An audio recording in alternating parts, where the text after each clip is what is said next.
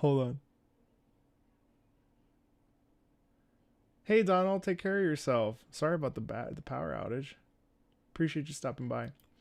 Hello chat. I was in another stream on accident. That was weird. We are in the Patreon. We're not doing Guild Wars 2 as much as I would love to. That game has become my obsession. We are... That was a mistake. Hey, Gutworse, how you doing? Welcome in. So I'm really excited because today we are going to be listening to more Patreon live stream, Patreon suggestions, Patreon picks. I'm really excited. I love these live streams. They're always really fun.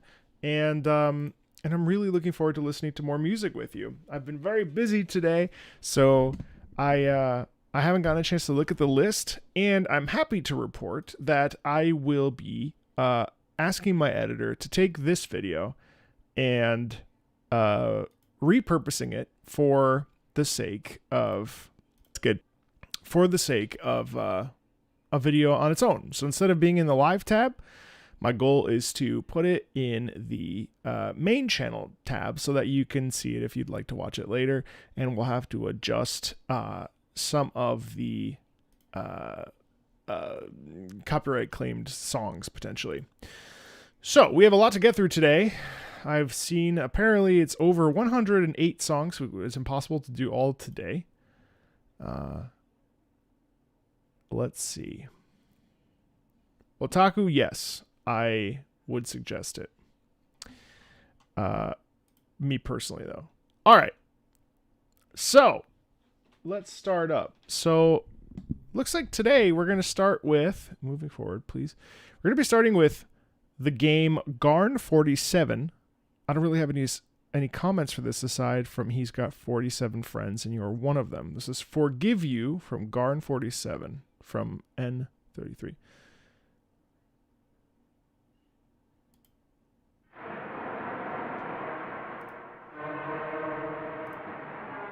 Oh, I'm not here. Go down? What? Oh, I left a note for myself. Oh my god, you're right. Oh god. Ah! You're right. Never mind. We're going to be listening to the Four Horsemen from Battlefield 1. And if that's a fan game, technically no.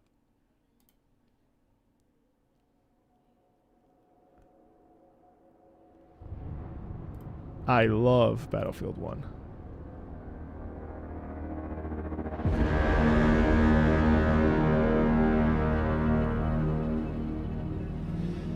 Love the heavy brass in here so much. Really get the sense of like bombs dropping. You get the brass kind of surrounding. A lot of whispering. This was the last DLC that came out.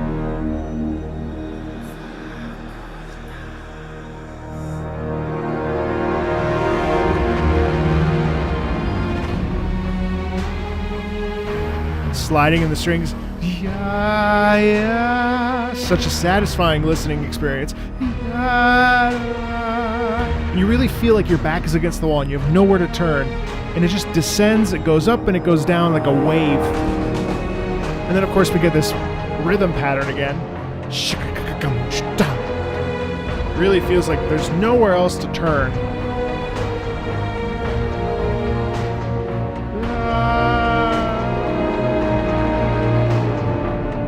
Nice little suspension there.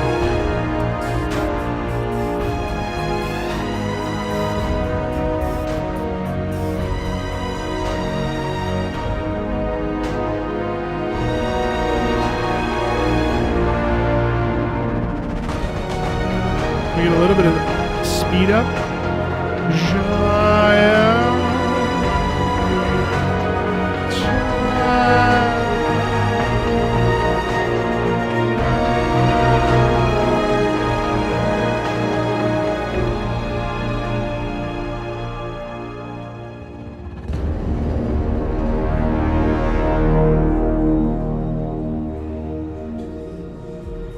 The whispering comes back too.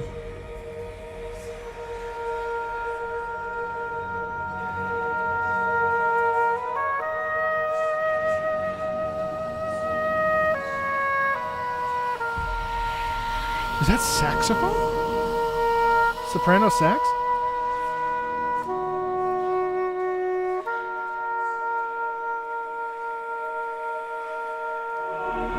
Oh.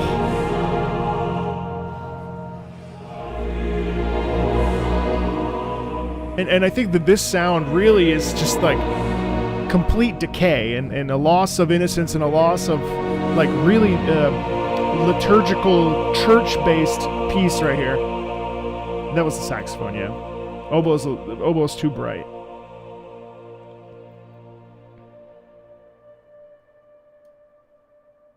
Stunning. I'm telling you, Battlefield 1 is extraordinary. Extraordinary game, extraordinary piece of music. I adore Battlefield 1. I'm an enormous fan of Battlefield 1. Enormous fan of Battlefield 1. Love it with all my heart. All right, Final Fantasy Crystal Chronicles, certainly a game that does not get talked about a lot. Sound of the Wind. The intro song for the game, of which its a whole soundtrack, is done in this Celtic style. This is a Japanese, there is a Japanese version of it as well. I think Battlefield 1 is probably the last time that I really felt that DICE was really putting their whole ass into making a game. I came to the Battlefield series pretty late. I mean, I had played Battlefield 1942 and 43, and then I didn't play 3, 4 at all. And then 1 really just, I had to, I almost was a history teacher, and I fell in love with Battlefield 1. I played it every day. I think I have about 200 hours in that game. No, maybe 150, 177. I can't remember. But it's everything I did in that game was such a mesmerizing experience. Leveling up the sniper to get the Martini Henry and the Ballroom Blitz map, sitting out in the alcove as the French and just picking off the Germans as they would come into, I think it was B. Such a satisfying experience, especially with the Martini Henry, because they couldn't hear you, or going in as infantry with the Hellregale and lobbing the tank grenade. Oh man, I still play it. All right, anyway, sorry, we don't have time for this.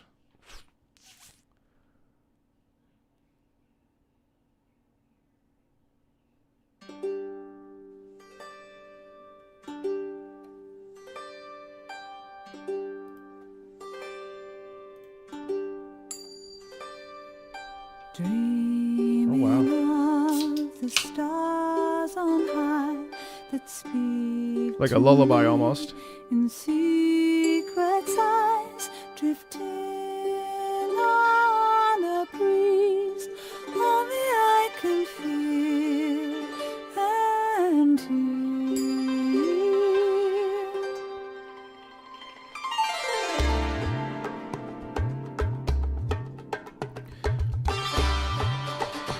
A sitar sound.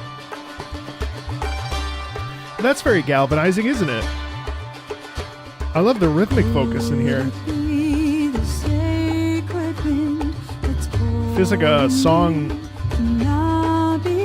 sung by a mother to their child. There's definitely a sound quality in this of a little bit of danger. Less so here, of course. But it does kind of feel like it's a warning sign.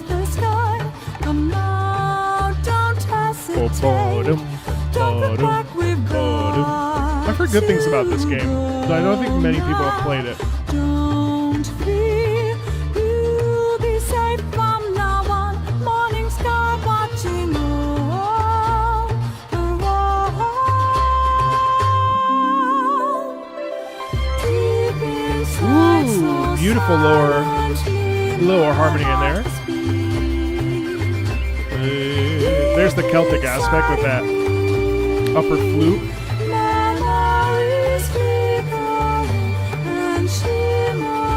Thank you, Pursuer.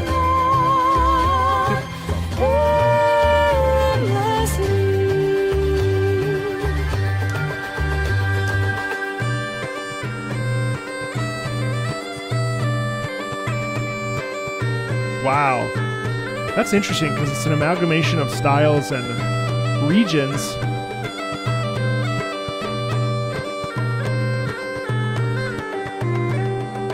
Keeping close to sound of the wind. watching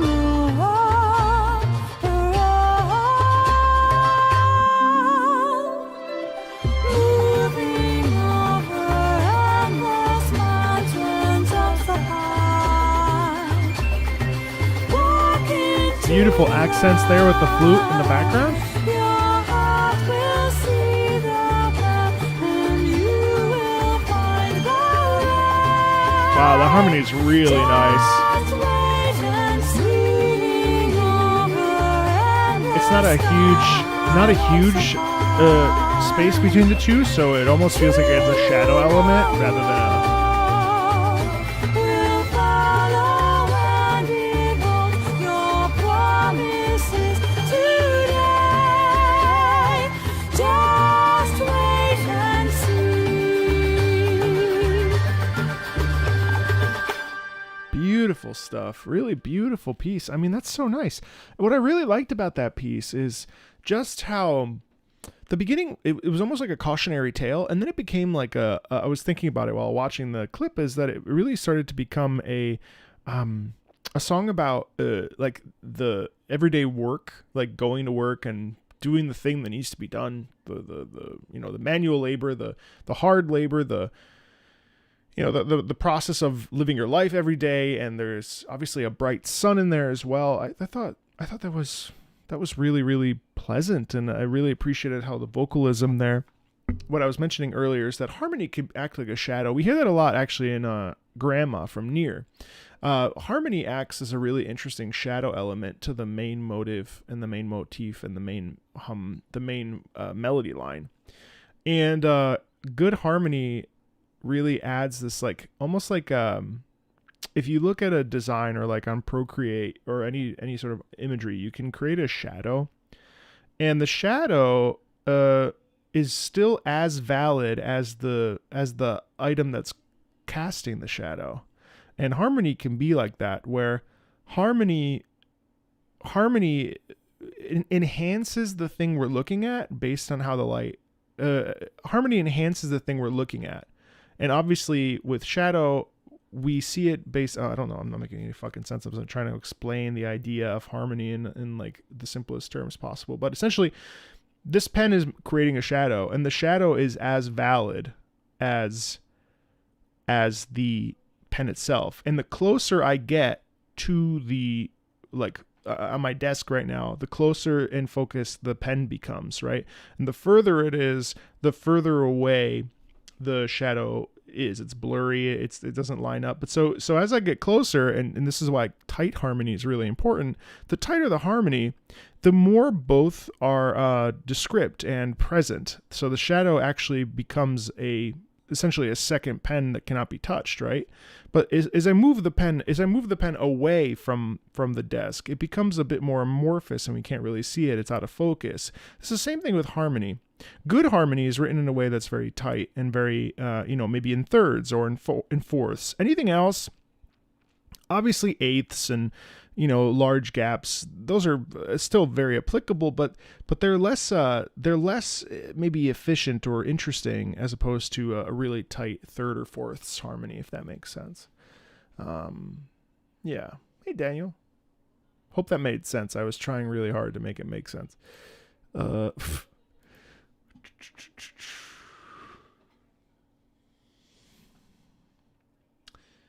Oh, let's listen. Oh, Paranormal Site. No one's talked about that. Oh, I see. Okay, the main menu theme is about a game surrounding the 7 mysteries of Honjo. Yeah, Paranormal Site. This is a game that no one's talked about. This would be a great song to feature, a great game to feature in video games with surprisingly good soundtracks.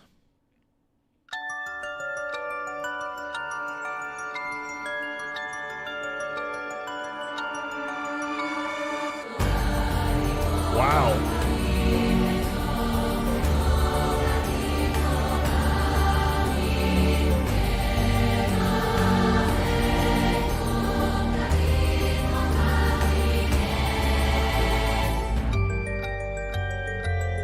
Ticking clock. Nice descending notes there.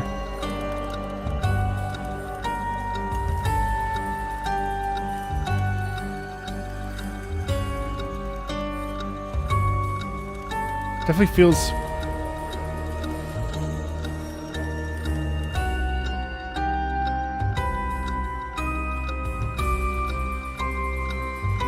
Feels like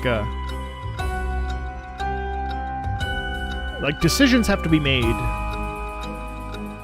The clock really adds an element, I think, of hurry it up, you know?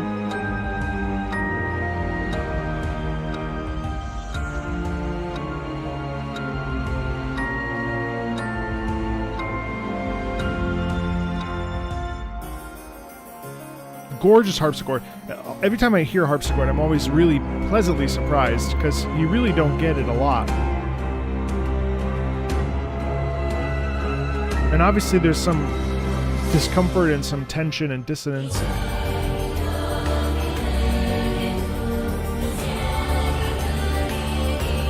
Almost feels like we're dealing with children or we're in a school.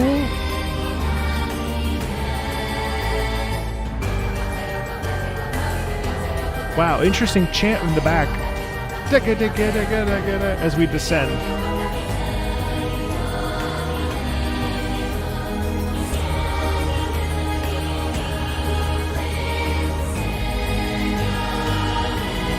And I hear that because of the children's voice, you know?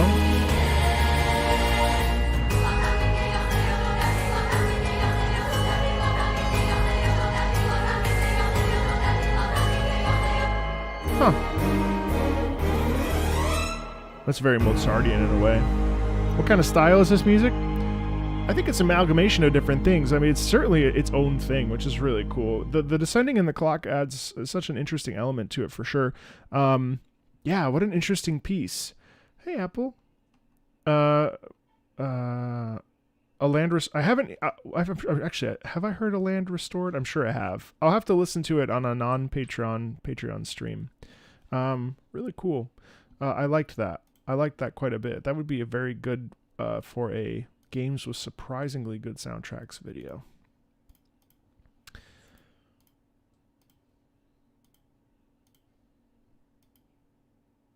Oh wait, oops, shit. Hold on.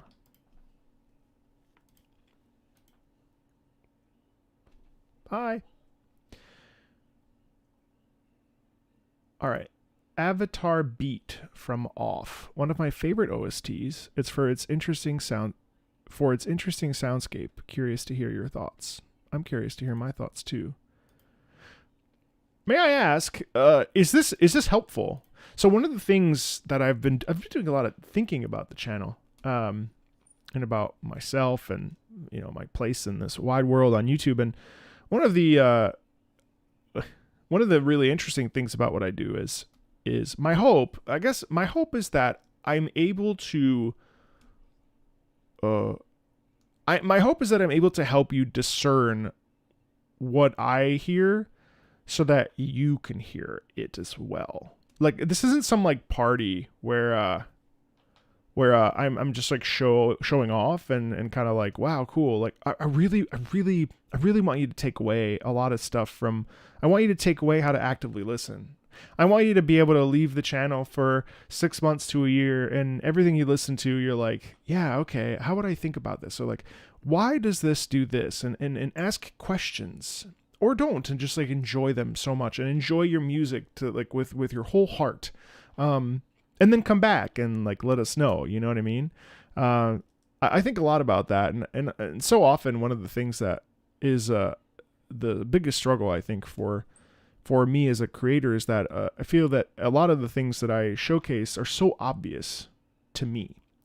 And I have to remind myself that not everybody thinks about music or perceives music the same way, but what's really important is that I try to give you something. That's all I want to do, is to give you something. You know what I mean? That's the greatest. That's the greatest thing. That's the greatest thing I want to give you is the ability to think about music in a deeper way. Yeah. So, good.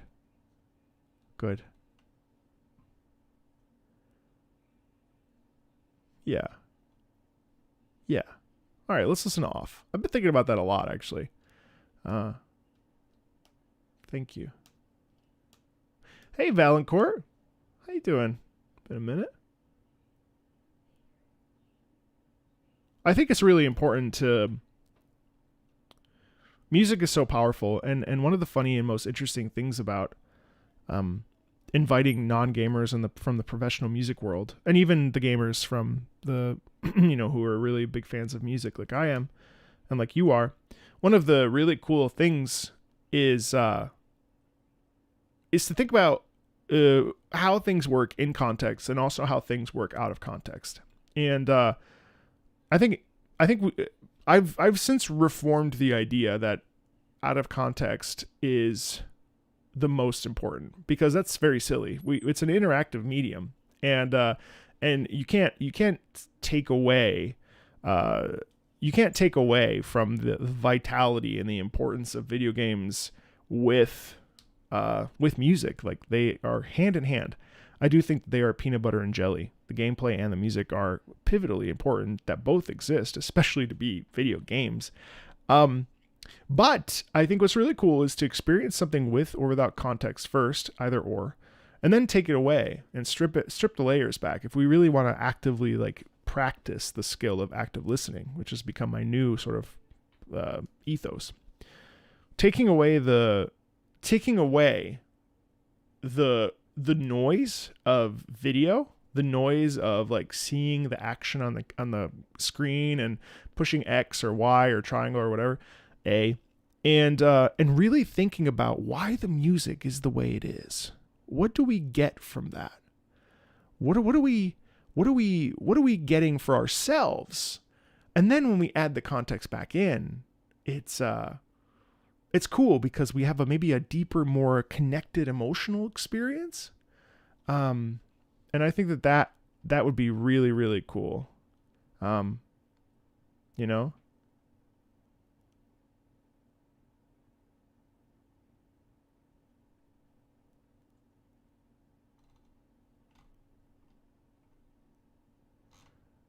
I wish I could bust out the keyboard. I mean, I do have the keyboard back there, but honestly, chord structure is not my forte. It's not what I don't know how to do that. You know what I mean? That's not what I studied for a decade. I know how to play the piano ish, but I don't know how to play there are other folks that I think do that better.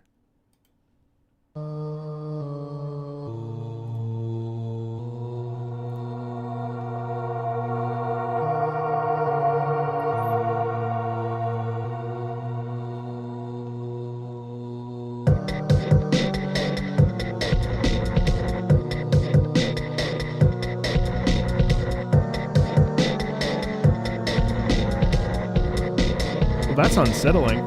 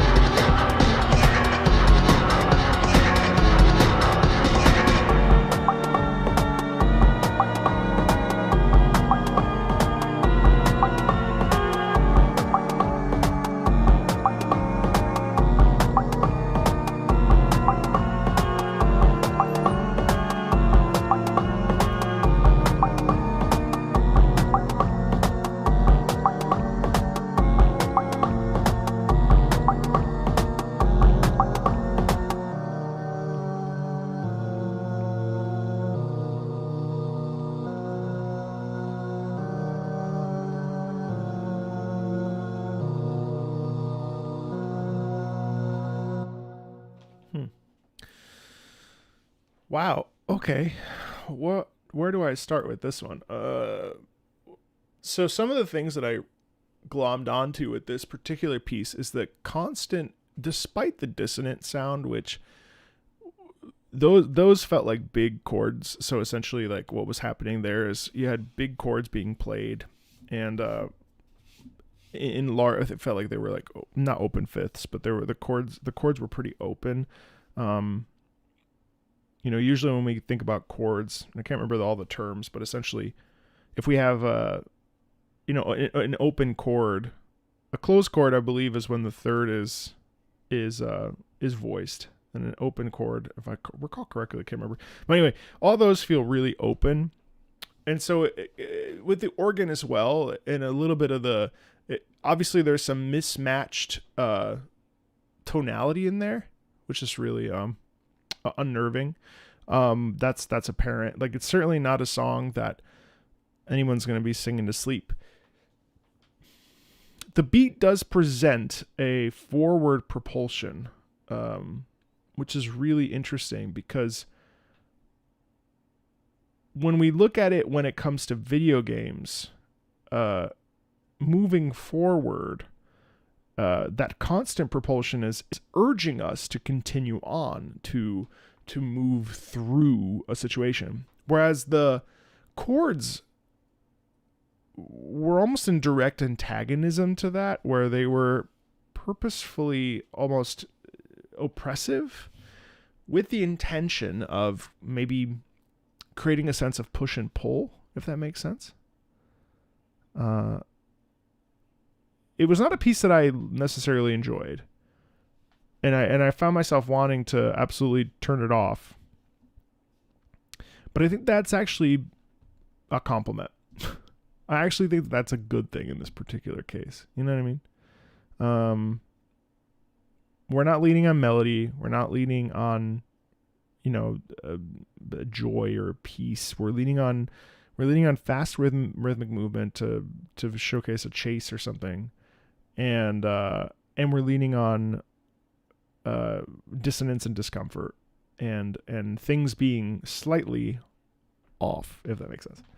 So that was interesting. That was Off Avatar Beat. Speaking of beats, Beatologist, I see you in the chat. How are you? Can you I saw your Patreon community comment. Can you do me a favor and just like drop that in the chat and repeat it so I can remember what it was, and so I and a mod can help. I feel like something happened and I don't remember what it was, but I wanted to talk with you about that. All right. Void Stranger. Yeah. Void the Sky. Utilizing perhaps the main motif of the game, Void the Sky is a climactic and energetic song with the Void Stranger magic mixed into every bar.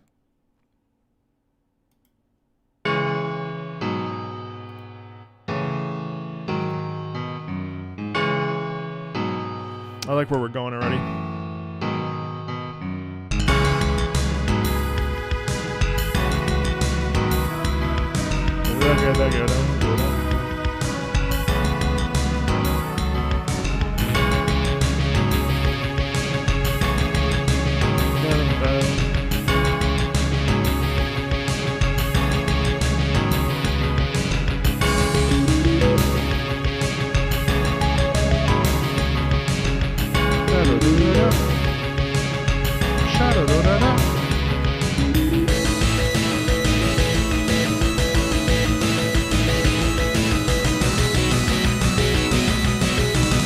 I like that.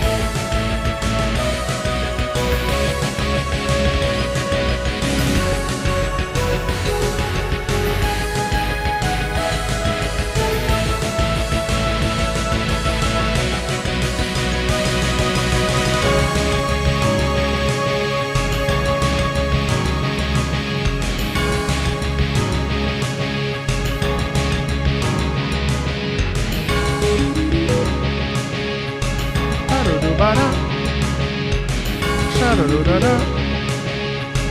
Sha-da-da-da-da. Sha-da-da-da-da. Sha-da-da-da-da.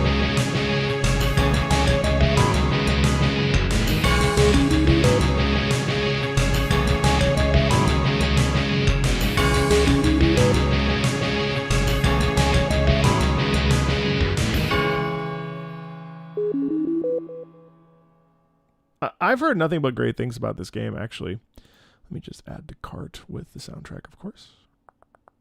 One of the most interesting things to me about that piece is obviously the sheer amount of galvanization that's in that. There's something about that soundscape that I've been thinking about this as well. So one of the other things that I've been thinking about a lot is this sound quality.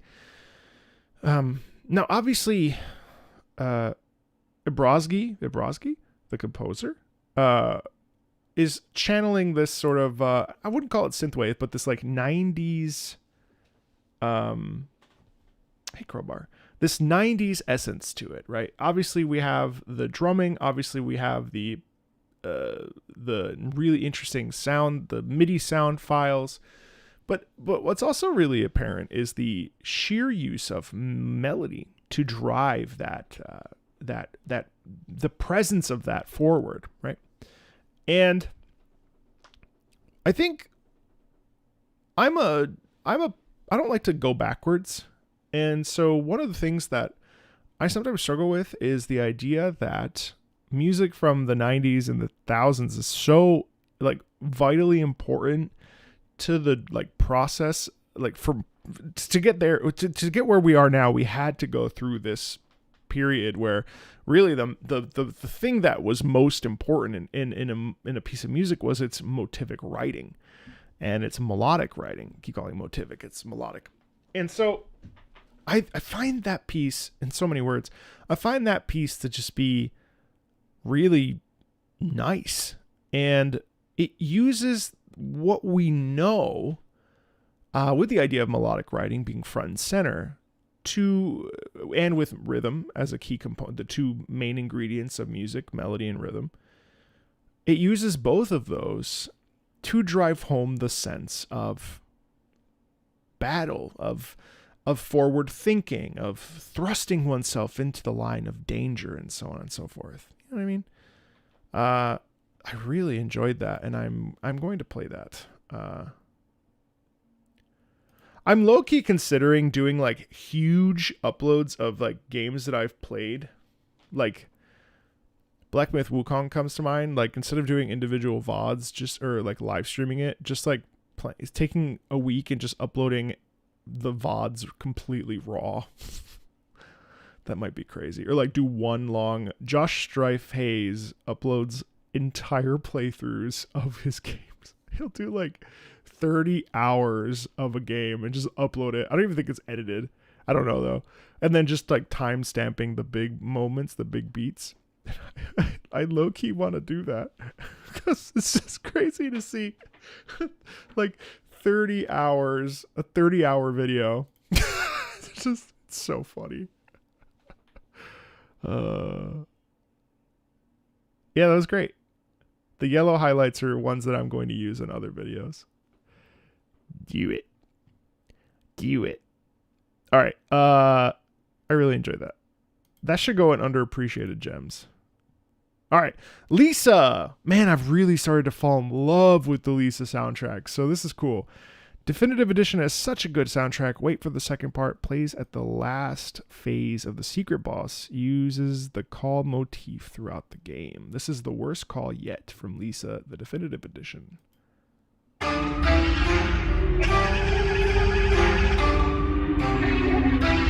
What the fuck am I looking at here?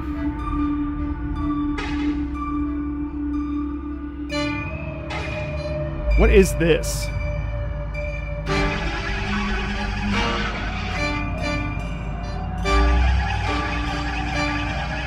Why does this look like me?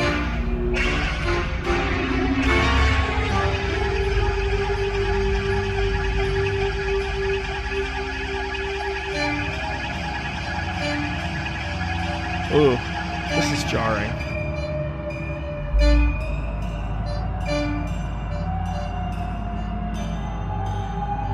This fits into my scary video games music. Yes. There's actually a melody. Listen. Sha-da-da-da-da.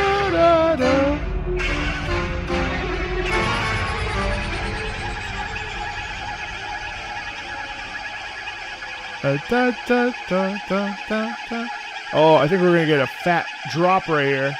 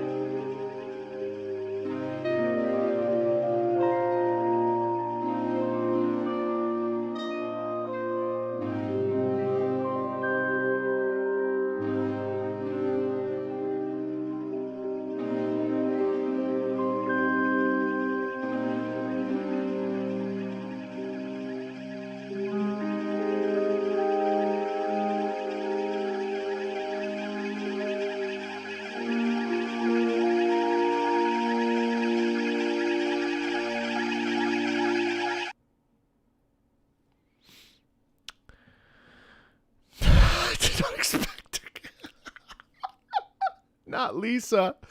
Not Lisa. Oh, almost. That. Wow.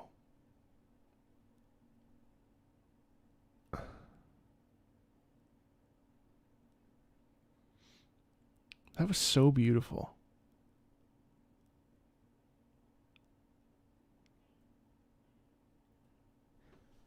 That was so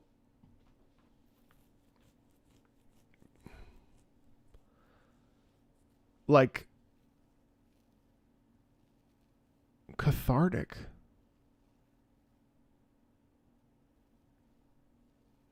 The way that it starts is obviously like very uncomfortable.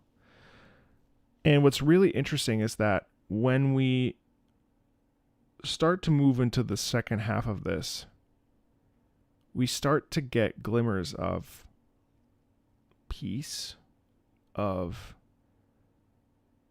life, of possibility, of chance, of opportunities to grow. There's even a sense of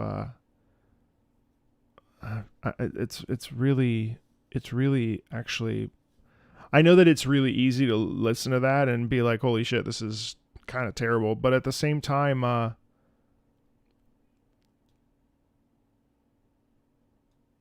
that's actually a very personal song. Wow. I did. Every time I listen to the Lisa soundtrack, I'm actually genuinely blown away by it. And I've played it for others, and I think I'll get personal. I think one of the things, if you've ever suffered from anxiety, or, and I have OCD, which people think is just like organizing your bookshelves and putting things in alphabetical order. It's not. It's way more complicated than that. OCD can destroy your life. And I would actually attribute my obsessive compulsive disorder to basically being the predominant reason why I left opera. I don't think I would be doing YouTube if it wasn't for the fact that I had OCD, to the point that my life was misery for pretty much all of my opera career and my journey through opera. I think if I was set up for plenty of success, but my anxiety was really the reason why I stopped. And OCD really ravaged so many parts of my life,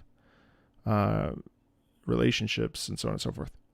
And panic attacks were a thing that I started getting during rehearsal, on stage, while singing. It's the weirdest sensation to be having a panic attack in front of 4,000 people. And actually, so this song literally is what it feels like to have a panic attack on stage, or in general, because your brain just goes, there's so much noise. And then, or like I started having night panic after my dad died, or pre my dad, and then after, and those that noise is so loud. Go to the hospital, something wrong with you, your heart, you're gonna die, right? Like,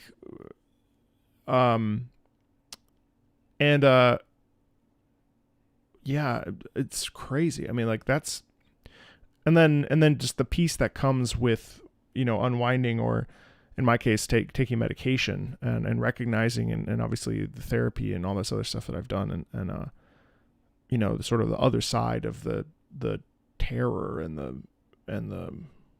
being able to live your life in peace. It's there were days where I would look into the mirror. It was pre-show, or like a day of a big rehearsal or something, and I would look in the mirror and be like, what are you doing? Why are you doing this still? This is hurting you so badly. I mean, yeah, the opera industry sucks. Like, there are challenges with the industry that are very real. But really, it was me. I was fighting something within myself that literally my brain just functions differently than others, and I know there's lots of neurodivergently spicy people in the world, and wow, I'm really blown away by that piece. That's really, really, really incredible. Anyway, sorry, I hope that wasn't TMI, but, I actually really, really love talking about it because shit, I mean, who hasn't experienced something like that? And if you haven't, you're so incredibly lucky. And I'm so happy for you because that shit fucking sucks. So anyway, yeah, happy to share that. Okay.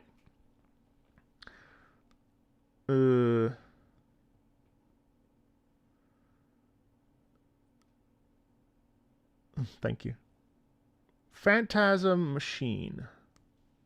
Phantom Factory. What's this? Saiho Project Shosogyoku. Okay. This track is okay. Here's the explanation. This track is separate from Toho and is only connected through Zun's involvement in the composition of music for the game and remastered in the Toho music CD. That is this version. There is a feeling of uncertainty and somberness to the theme, as if there's a long road ahead of you riding down the busy streets on a train somewhere. Highly recommend putting this track on during a cold, rainy drive on the highway or at night. Ooh, okay, let's listen.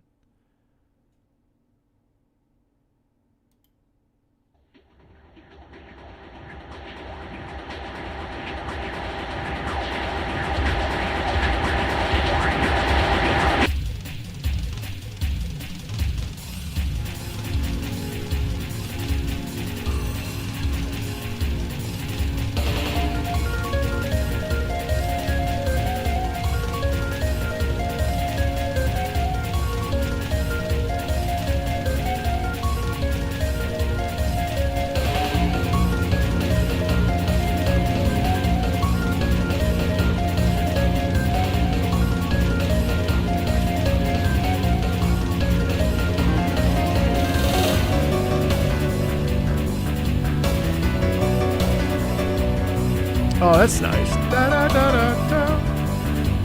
Da, da. Da, da, da, da, da. I love a good melody. Da, da, da, da, da, da.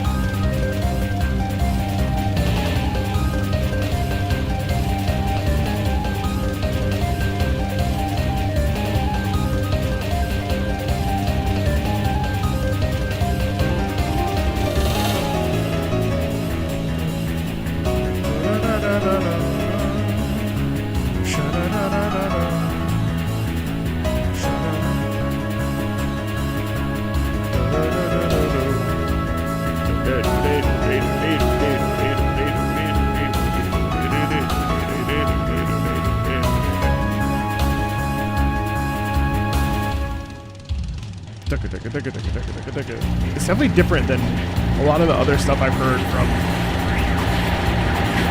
This is wild.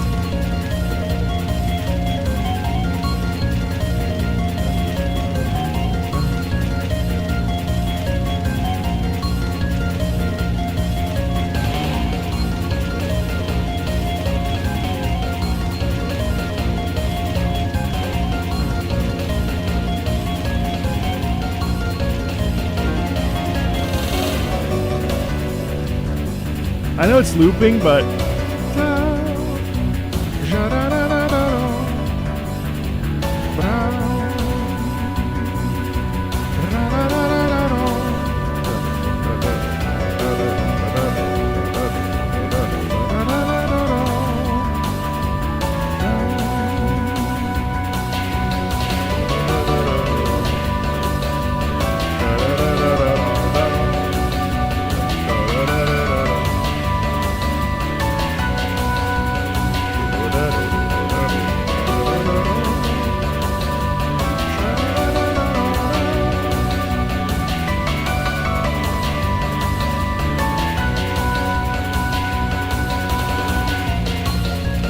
So yeah, like some intriguing things about this piece, Phantasm Machine. So when we look at the title of something like that, right? We do get first of all, I find the like railroad tracks sound really interesting. Maybe they're on a train, I don't know. But it's actually an incredibly simple. I mean, I'm talking like I wanted some Zune trumpets in there, but incredibly simple. So what do we have? Like the biggest thing here, the biggest thing that's locking us into it is da da da da da da, right? That's the big thrust. Da da da da da da da. That's the thing. And I find that really interesting. I find really interesting that the anchor point for this piece really is the melodic movement. And I think that's what makes Toho, and I guess this sort of peripheral thing interesting, is that melody is everything when we're talking about music. Like, in my personal opinion, of course, and that's not gospel, but like some folks think that rhythm is more important, and that's fine. So anyway, I liked it. It wasn't definitely my favorite of the Toho pieces I've heard.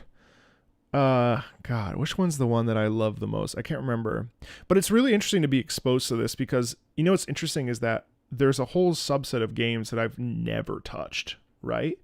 And this is one of those, like, on the periphery, that I think has a very active but very niche audience. And it's so fun for me to be exposed to games that I've like literally never heard of before, and can start to appreciate that music, because there's just such a vastness. Illusionary White Traveler. I think that's the one. And also, what was the one? Oh my God, I can't remember. But anyway, yeah, I like that the melodic line here, as always, it was the main thrust of this, Okay. Oh wow, Star Wars: The Old Republic. Yeah, X2. Wait, is X2 the X2? Is that X2? Is that the This is the same as X4, right? Yeah, let's listen to Brett. Okay, I'm going to not say that name out loud because it may be a spoiler. Epilogue from X2 The Threat. I've wanted to play the X4 series, actually, so I'm really curious to hear this. The epilogue of, and I love a good sci-fi track. The epilogue of X2 story. I'm not going to read this out loud. The victory comes with a cost. This track plays at a very particular moment. Okay, I have read it.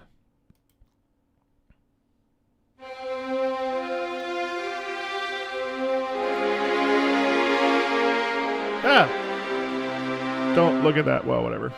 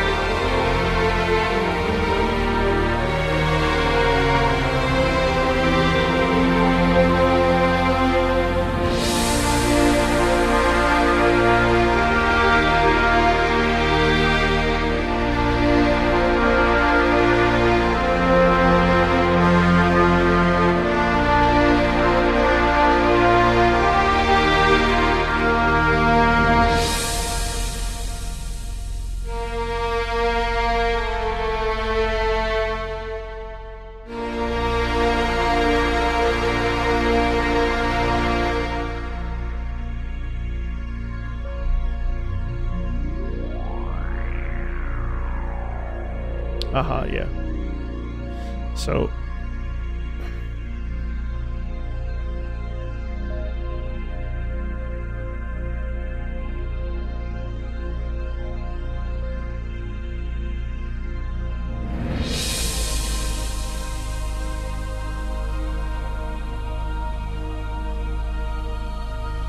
I really like this first half. So it's interesting.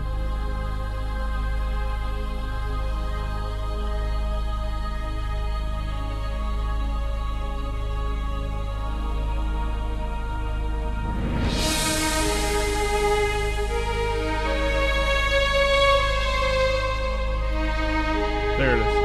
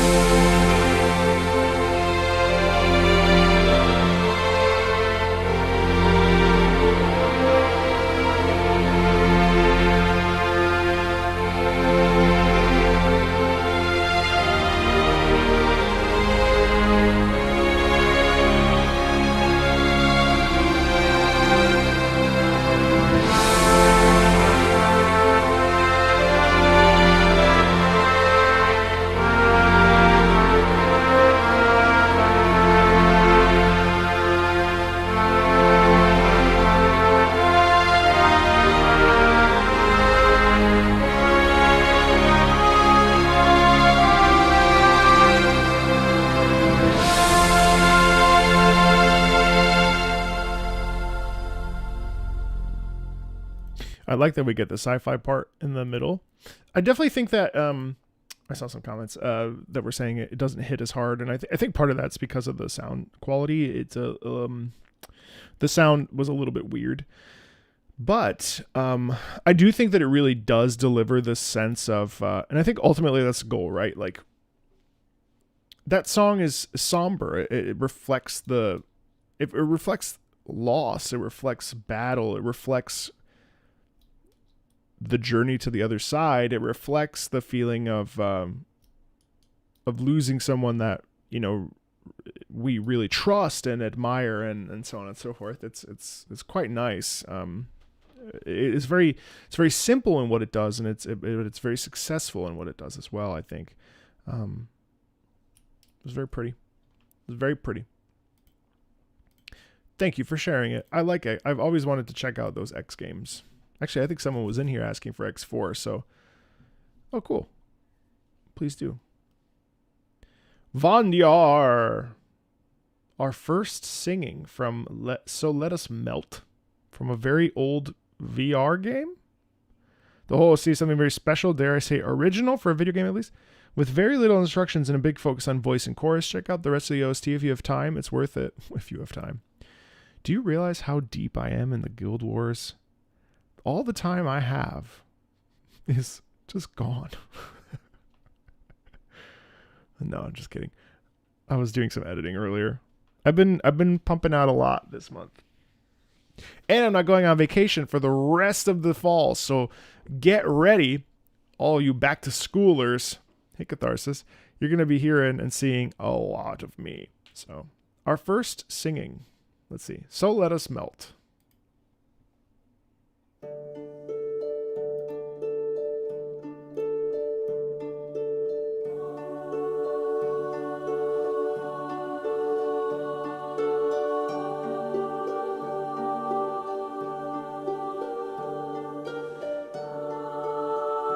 Nice chorus over the top like that. I love the plucking there on the harp is lovely.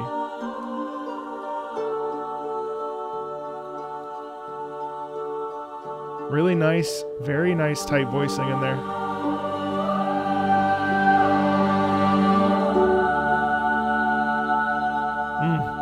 That is sumptuous. Repeat. Hey, Sly.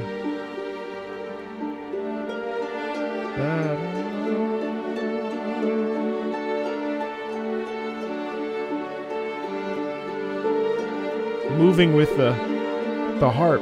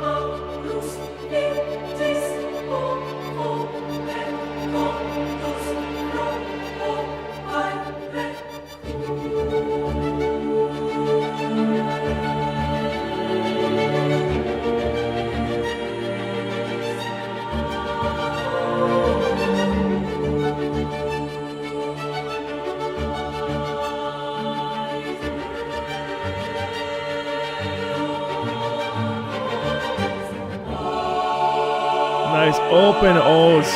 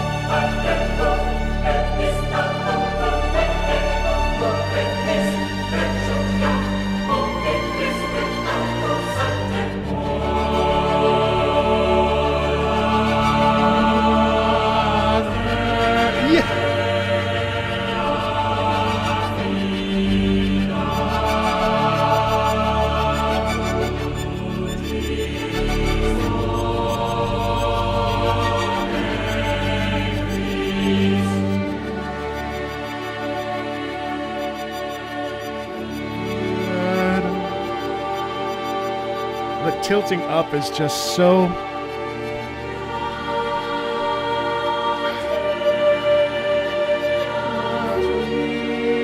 nice suspension, dude.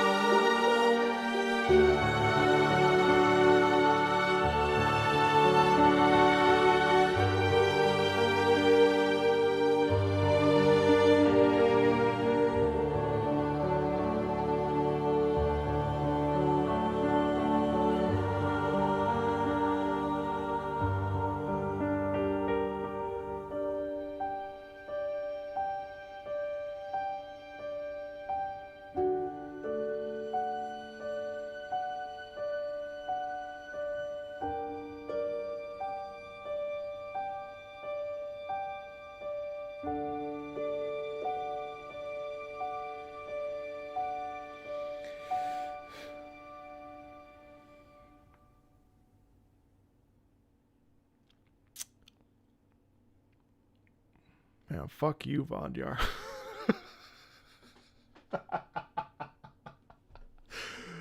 Oh, bro.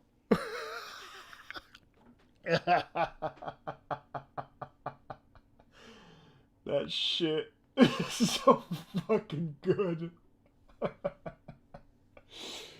Oh, man. Oh, wow. Oh.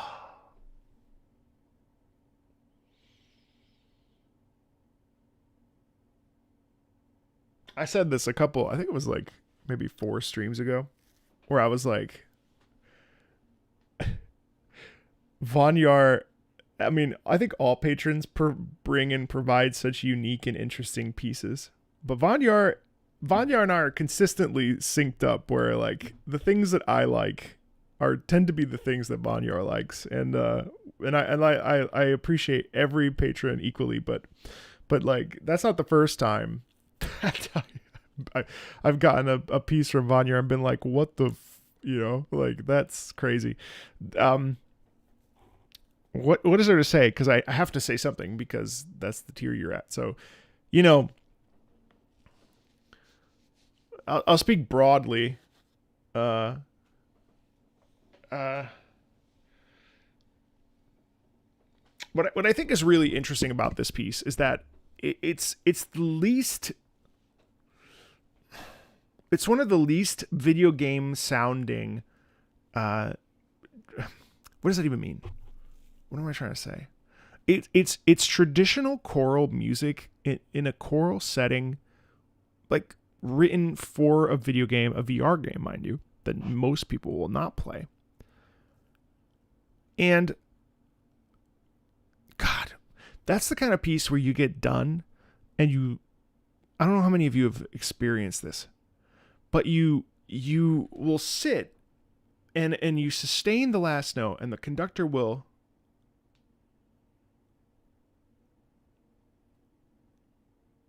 not all patrons are made equal. I think every patron after I started supporting smells. I appreciate all of you equally. Thank you very much. I appreciate also all my subscribers equally, because without you, I cannot have a job. So like, let's be clear. This is the second time that Vanyar has given me a piece, and others have given me pieces too that I've just been like, what the. Anyway, this is the kind of piece that when the choir you stop as a conductor, you go like this, you cut everybody off. And you just a pin drop, and then you put your arms down and the applause starts. That piece was so flowing, so sublimely beautiful. Oh man. Now that is a piece. I don't really like singing in choir, again the OCD from earlier. But something about being stuck in a place for an extended period of time. I've never enjoyed singing in choir. But that's the kind of piece that you put in a church. And that's like a religious experience. That is a piece that like transcends the medium. And I don't think any classical musician would like put their nose up at that at all. It really feels like swimming. Jesus.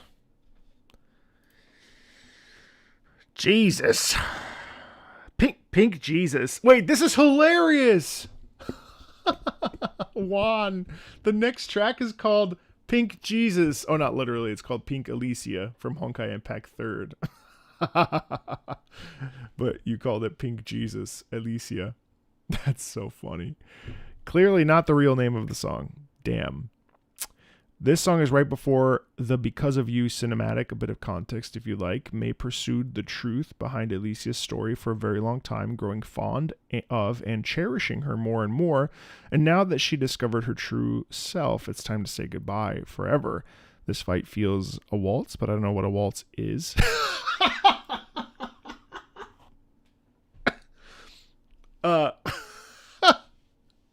So So waltzes in music, I'll explain. Waltzes in music to be in 3/4 time. So when you think of it, well, I mean, there are other things that get into it in catharsis if you want. I know you have experience, I would assume, with waltzes, but essentially 1 2 3 1 2 3 1 2 3 1 2 3 yado da di da di ba di da di ba di da bi da bi da bi da ra ba da ba da ba do ra da ba da da bo. I think Merry-Go-Round of Life is in 3/4. Actually, don't know. Vaniero was, it was Duomo di Sidio, and it was the Planet Zoo one. And one time someone gave me a Starbound track that left me speechless. It was like 6 minutes, and that shit left me completely blown away. I'm really excited to listen to this Pink Jesus Waltz. Here we go.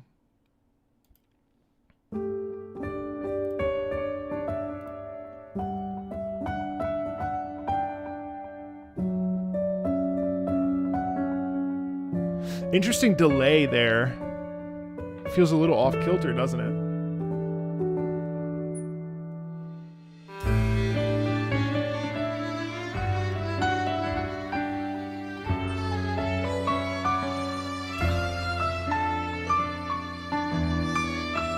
It is a bit of a waltz, yeah?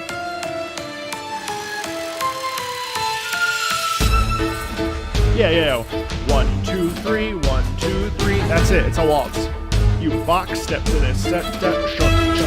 Nice harpsichord and nice violin in there. It's a nice piece. This is a nice piece. A little bit of antagonism in it. That's very pretty. The accordion is very bounding. Yes, I have listened to Baba Yaga. I'm still working on a cover. It's going to take me a minute. Not copyright friendly, sadly. It might be false claims, so I might have to check. 2 3 1 2 3 1 2 3. Short strings in there, really cool. Love the piano, though. The piano really makes it pop a little bit. Piano and the accordioner. That accordion, interesting. Child of Light, I got you.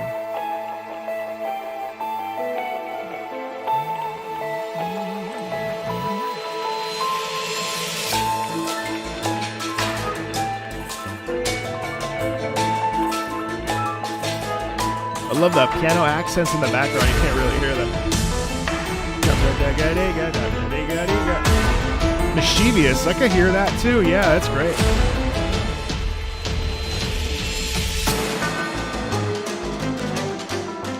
A little bit of a speeding up in tempo a little bit there, ever so slightly.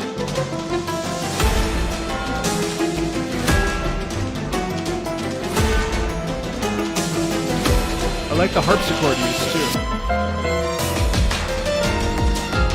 Some dissonance.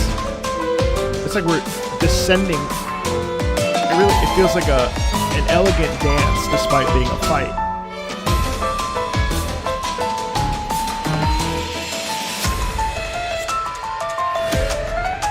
Oh, beautiful. Almost the glissando up.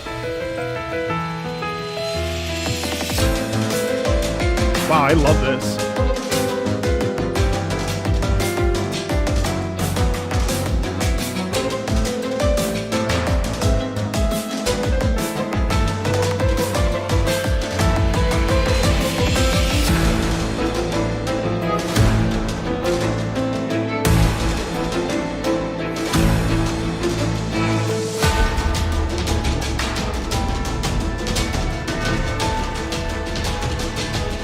I love this percussion sound in the back.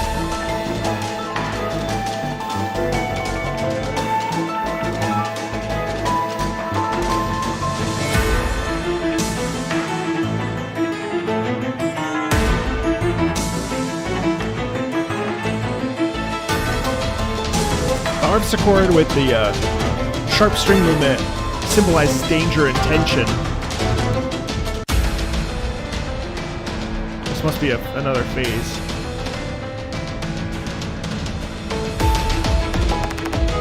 Whoa, nice synth there.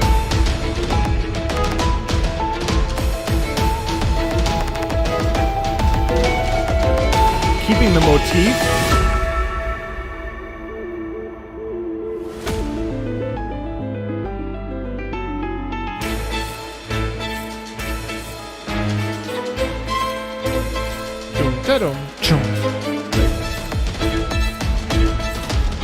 I love the synthetic element here. The electronic element in here is really satisfying.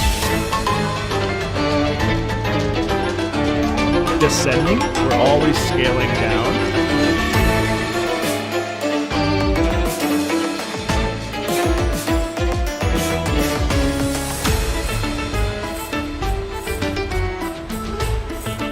The organ's in the background now, or the accordion is in the background.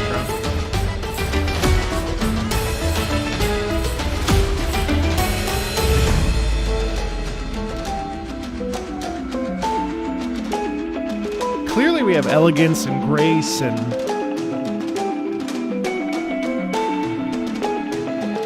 sort of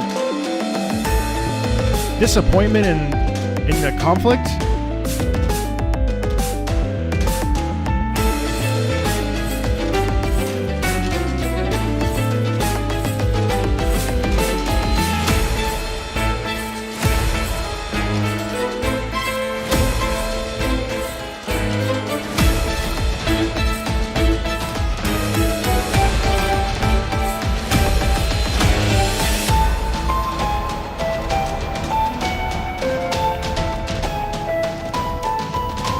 Getting a little muted, that main motif that we've heard quite a bit, the main melody there, it's getting muted and suppressed, almost like it's being buried, kind of.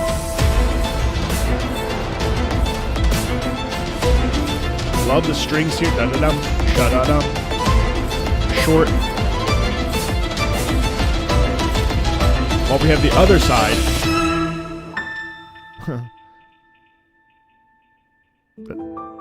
Oh wow, we reset. We reset. We sort of start to fade away. Decay even here with a little bit of the slowly descending. We're in the upper register. We're moving kind of down, extending the rhythm, and then here we have some repeated patterns.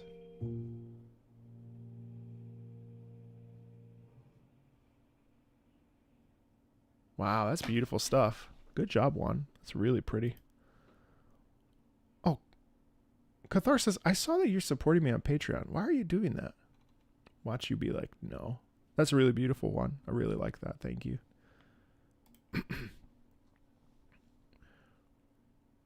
I'm almost positive you are.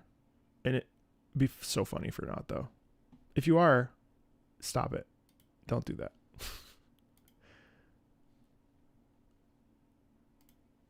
Let me highlight that. Apparently, the existence of that track was a story spoiler.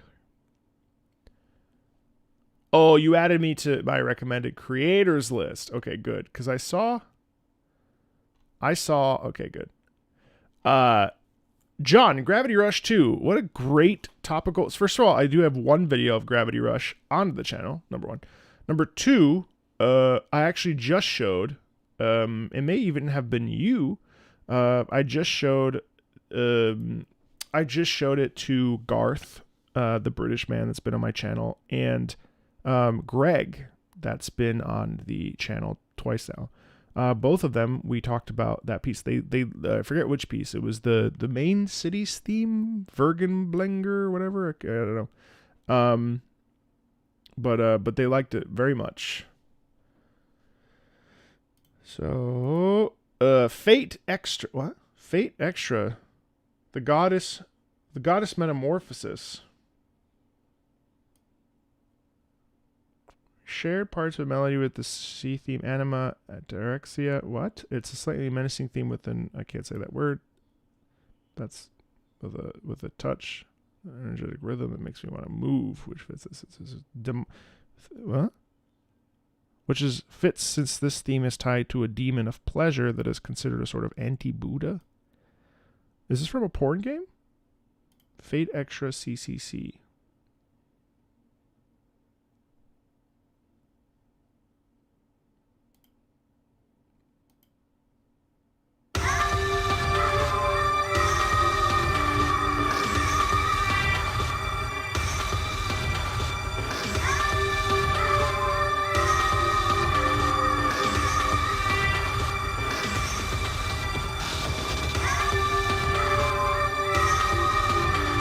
Oh yeah, it did start out that way.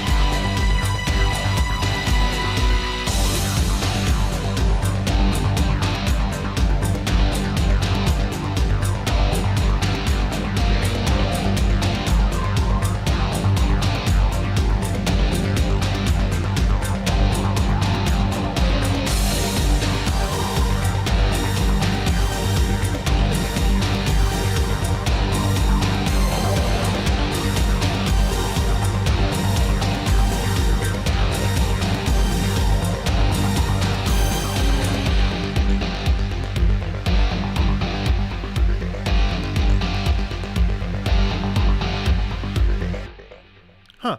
You know, obviously a fairly simple piece, I would say, and fairly repetitive as well. But one of the things that I did appreciate about it was that you really did get the sense, especially when if we're talking about a character, and in this particular case, about the context really did help a lot, because otherwise it was a fairly simple piece and you know, sort of, I wouldn't say it was generic, but it felt very repetitive is more my point. And one of the things that I really did like about it is that by reading the description, talking about this idea of the anti-Buddha, or like the what was it? It said the god of, sorry, I just want to clarify.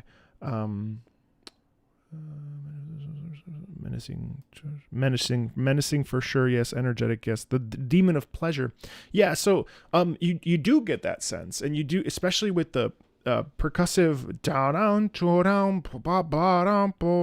The strings are pretty antagonistic as well. They add to that with a bit of their rhythm as well. So you do ultimately get a piece that's really really fitting for this character that is like essentially, evil, the devil, whatever you want to call it. Obviously that wouldn't prescribe to Buddhist systems of thought or whatever, but there was certainly some antagonism in the music, and yeah, I mean, I'm always down to hear more of that, of course. That was cool.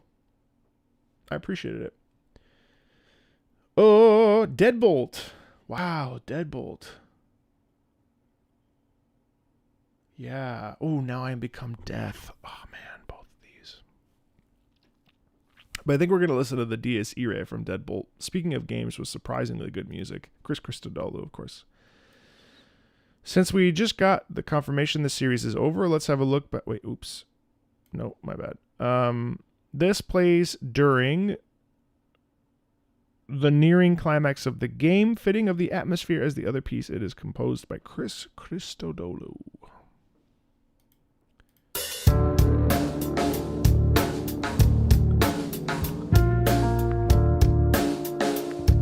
Oh, Mara? Oh, Mara. Huh. News to me.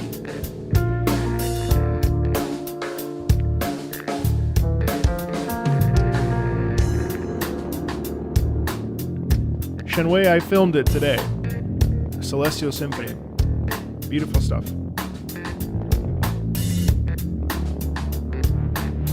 It'll be out tomorrow. Tell your friends.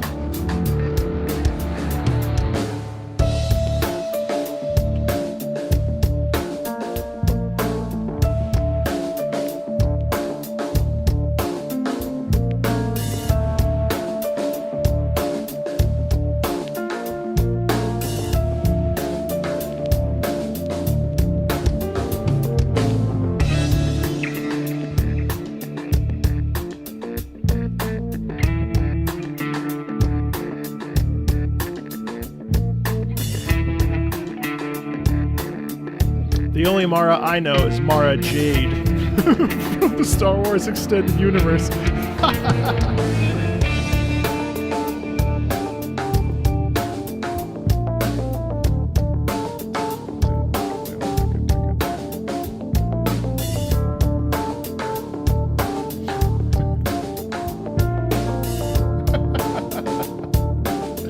I love this.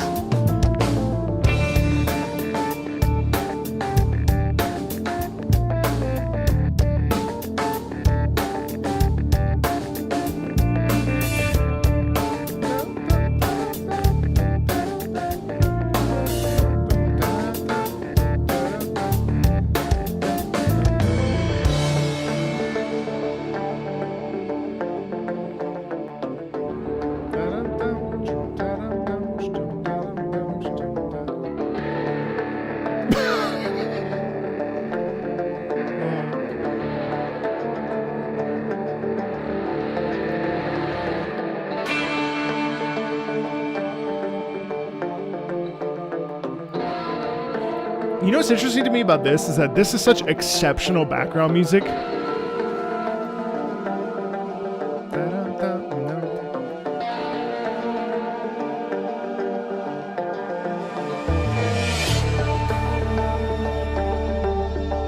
Definitely sounds like music when you're gearing up for a mission, but this is the Dear series, so this is actually nearing the climax of the piece apparently.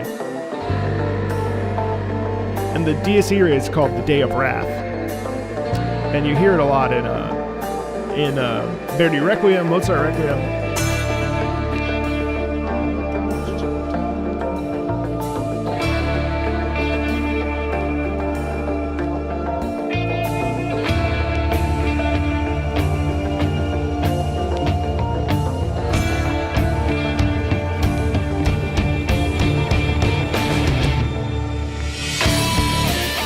Oh, shit.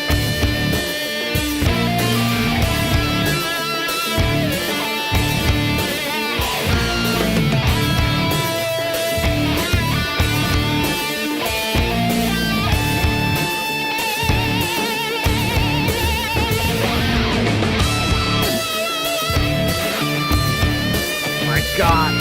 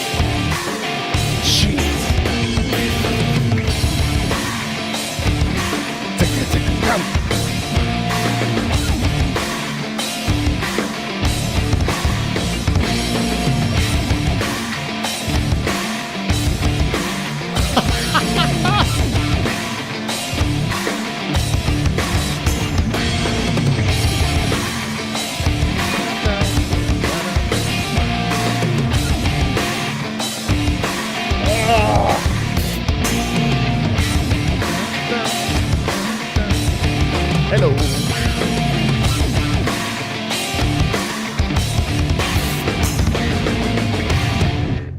And I find that with a lot of Chris's songs, there's quite a long build-up. I mean, this is a 5-minute song, and so we really like build to it, but then the drop is almost always worth it. There's such a sick a natural, and I think it's really like delayed gratification, you know, and it's like so, oh, it's so good. It's so good. Oh God, it's terrific. This is really funny. I started laughing about this because my patrons made this. So this is about Vanyar. Marco, who's your favorite? Sweetie, I love both of you equally. It's you, and by a lot. That's not true. Without the patrons, I wouldn't know Toho. I wouldn't know Etrian Odyssey. I certainly wouldn't know Artanelico. I wouldn't know. What else would I know? Lisa. I wouldn't know. The bat theme from Dark Souls 3. I wouldn't know Remnant. I wouldn't know Arknights. Actually, I wouldn't know Arknights. I wouldn't know Time Scar. There's so many songs that the patrons are a vital and important part of the process. Without patrons, I literally, there's like, listen, I mean, I've been a gamer my whole life, but which is so funny. Oh, I was on Reddit the other day, and I don't know if you remember, but I played through Ultra Kill on Lenient, which is the easiest version of it. And the person was like, they were talking about the music, but then they were like, he's someone who doesn't really play video games that often. And I was like,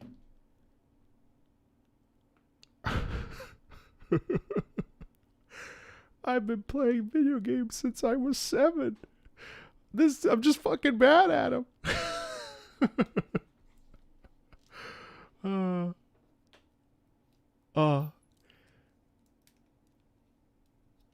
Which is very funny. Hey Kit, thank you over on X. I appreciate you. I'm going through this list I have here, but absolutely, I do love Code Vein's music, and it will be featuring pretty heavily in my FromSoft. I haven't figured out the title yet, but it's like Souls-like games with phenomenal soundtracks or something like that. I don't know the last story. But anyway, man, that song slapped. So, all right. Angel's Flight from Dark Souls 3, unreleased. Please listen all the way. Well, how long is it? The entire song is one long non-repeated pass. Really? Non-repeated pass. That's shocking for... Very unique for a DS3 theme. Originally, DS3 had an entirely different plot. And this, among the other unreleased OSTs like the Crimson Bat, yeah, I listened to that, is a relic from those times. However, in both iterations, the angels are actually beings of the dark. Even though they can produce pure holy white light, you can think of this song as a dark hymn that would be sung at the Sable. All right.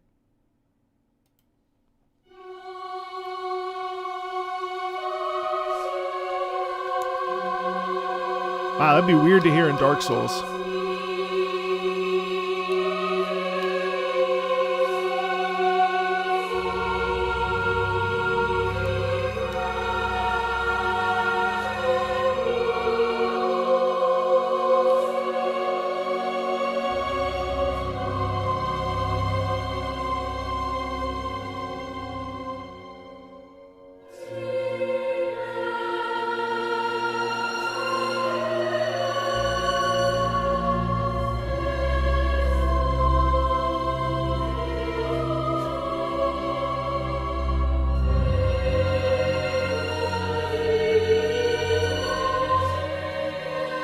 It's interesting how the dissonance and the sort of like the slight things that are off the pitch are actually from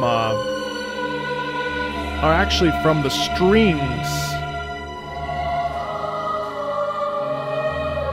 I don't think the choir has not changed. What's really, it's coming from the underneath. It's coming from the strings and the less so the brass, but.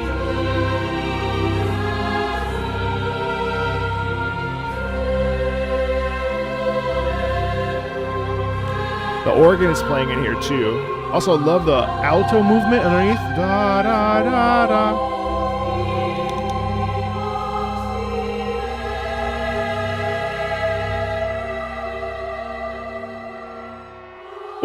You hear that? You hear that dip?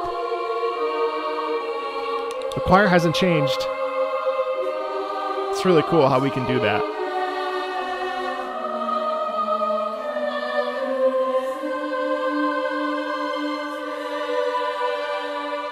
Some doubling in the strings to support it. I love the clash. This is really like holy denizens being contorted and deformed.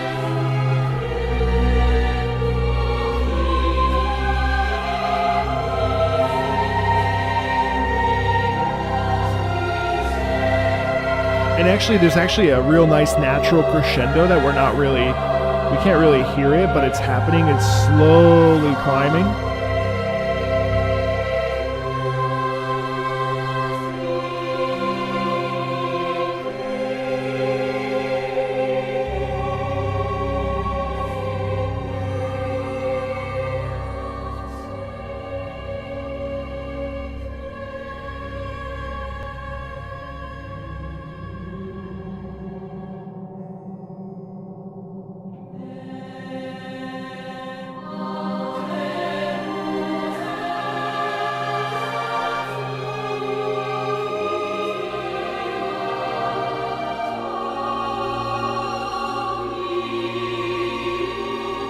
That's... Oh, I was about to say that's beautiful.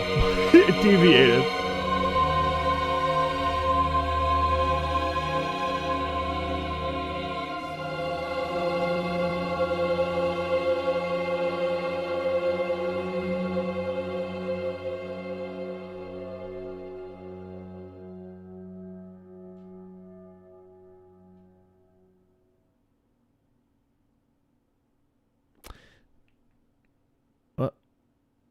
Okay, well, all right. Well, what do I like to an ending? I think it's a decent piece. I think there are other pieces in Dark Souls 3 that are much better, obviously. That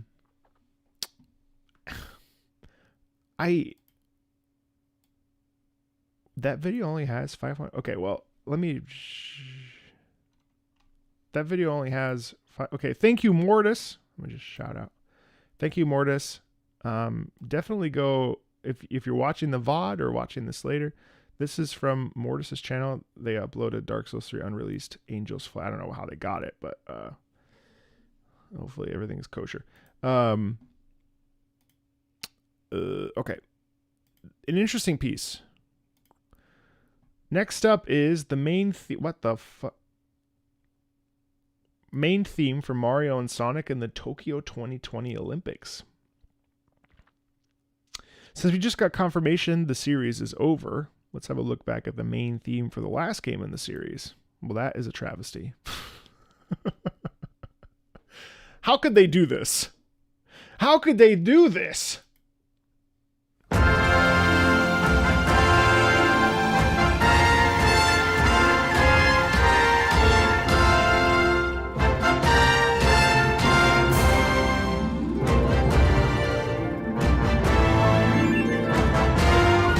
I like the heavy drum.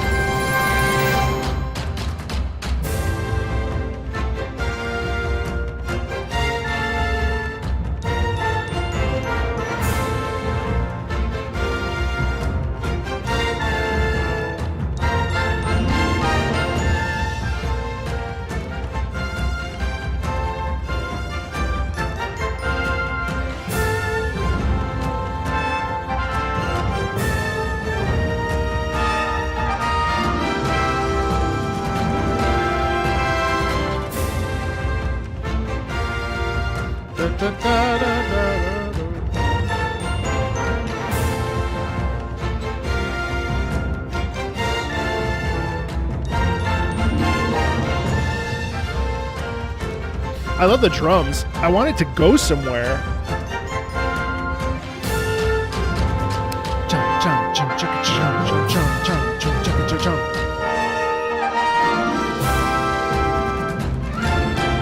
I love the rhythm in here, though.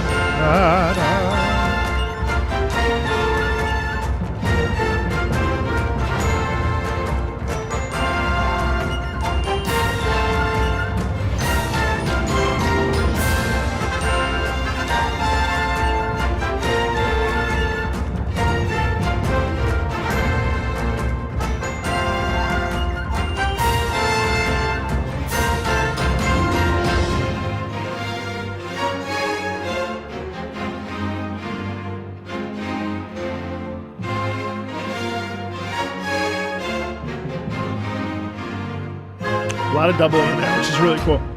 Tons of doubling. I'm telling you, the taiko drums in here are phenomenal. That's great. It's the best part of the song. Melodically, it's fairly simple, I would say. Dun, dun, dun, dun. And like, it does what it's supposed to do. Makes you excited to start the Olympic Games. But the drums are the best part. What? Shamisen? Oh, is it because they were in Japan last time?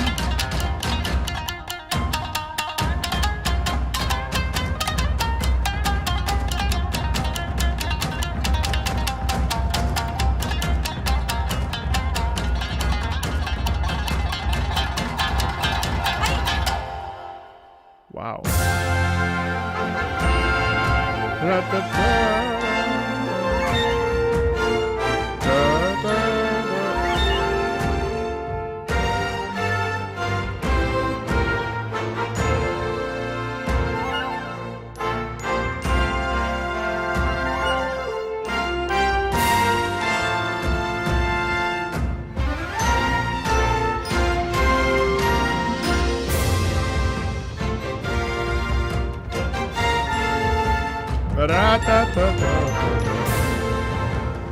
That repeats for quite a while. Let me fast forward.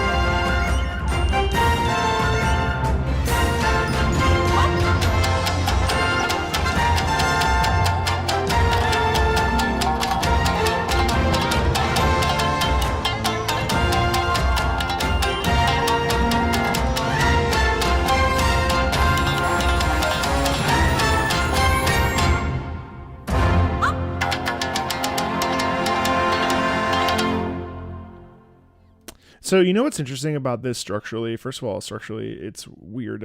It's sort of like a big open. It reminds me of Kansas.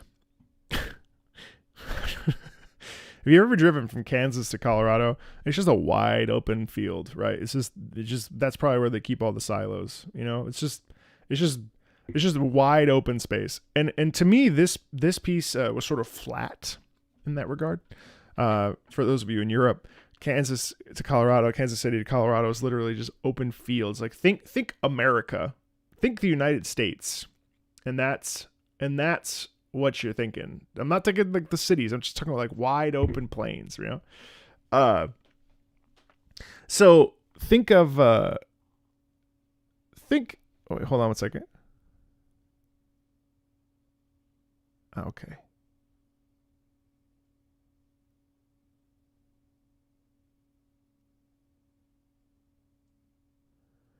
Sorry, one tiny momento. Oh, okay. Wait, how many? I had a really big voiceover project. Oh, 6. Oh, that's easy. Okay. I do a lot of I want to get back to this Kansas.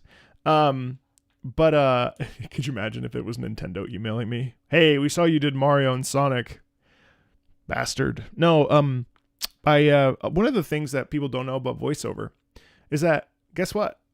You can make really, really healthy career choices by not going into anime or video games. And I'm in a roster for something called e-learning. It's an e-learning company, really good company. And I've actually never worked with them, but I've just booked 2 fairly sizable gigs in the e-learning space. And e-learning, what that is like if you ever done in the United States, ever done a training, you may or may not have heard my voice depending on the training. I've done a bunch of different trainings for medical devices, for police stuff, for I've done other things for just a wide variety of like schools, how to handle whatever conflicts at school, like teacher training. And it's fun. I mean, it's like reading, and you read for like that. I think this project that I have to do some pickups for was a couple hours. I have a big one coming up in October for a really reputable brand too, which is really awesome. So e-learning is a very viable way to make a living, and most voice actors are not in the interactive space. Also, you have to understand that anime and dubbing pays like poopy. I mean, I'm talking like 120 hours. It sounds like a lot, but it 250 for a 2-hour minimum. It's really not that much, depending on, especially when you look at commercials where you'll be in a commercial.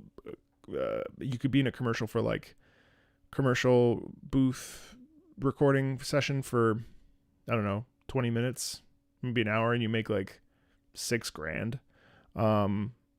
It's crazy. So you really got to be passionate about anime and dubbing, and interactive is the same way. It's really, that's not where you make your bacon. But anyway, all right. So Mario and Sonic, it is a flatland.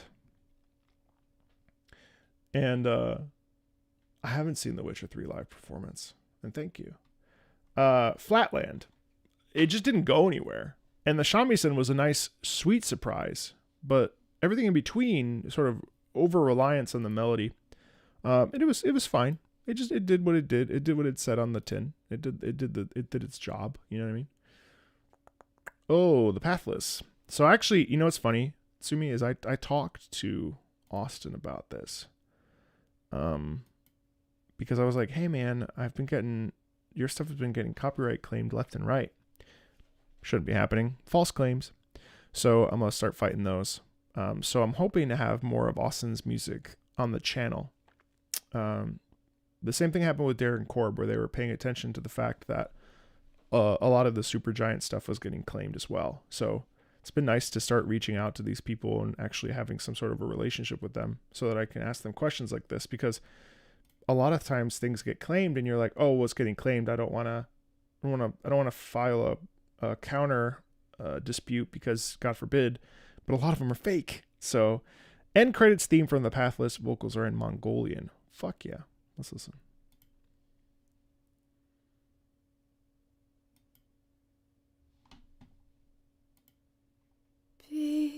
Oh, oh, hell yeah.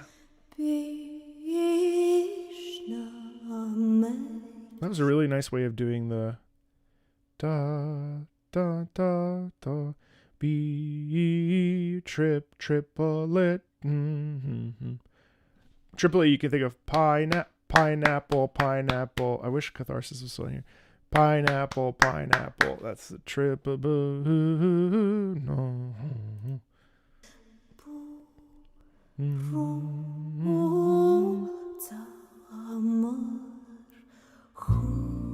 Wow.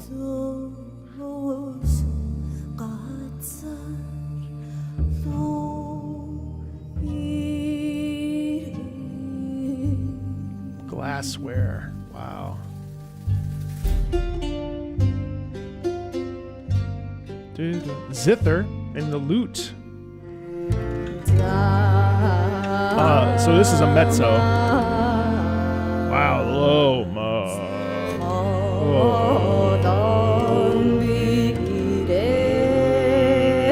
That's low.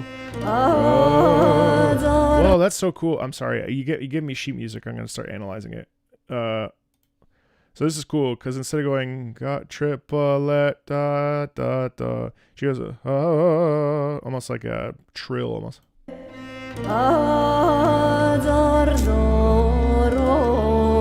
Oh, that's cool.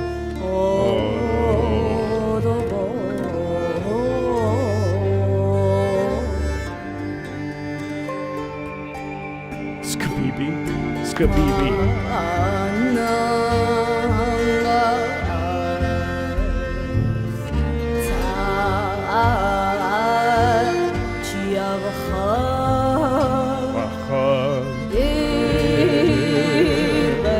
It's so interesting that we are annotating. Well, of course, with the rest, it's so interesting because so it'd be triplet.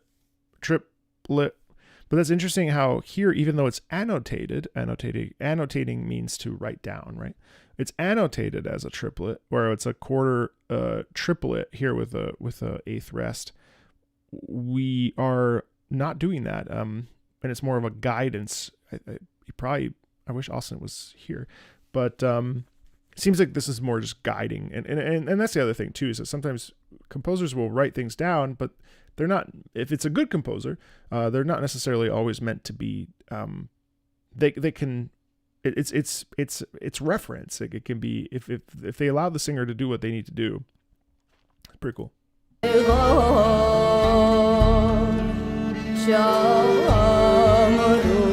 Nickel harpa, that's cool.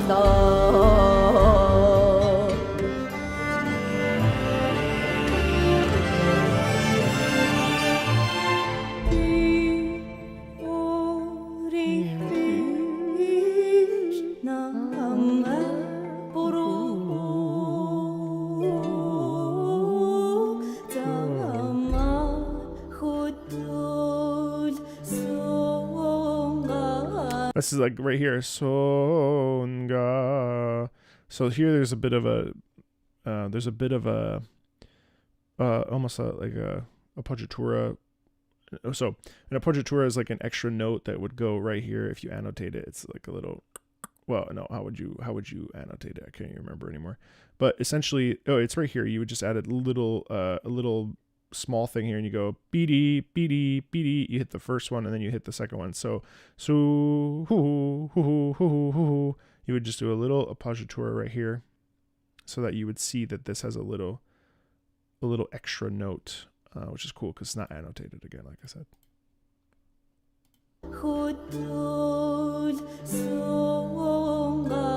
Well, actually,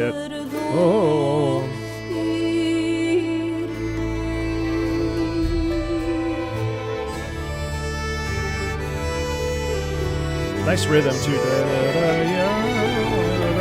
It straights off. It's so cool. Here's cool too because here if you're looking at the kim and the sither, it's pretty, it's pretty nothing crazy. It's in 3/4 and 1, and also I don't know if do you know how to count? Do you know how to look at sheet music, chat? So this is a quarter note.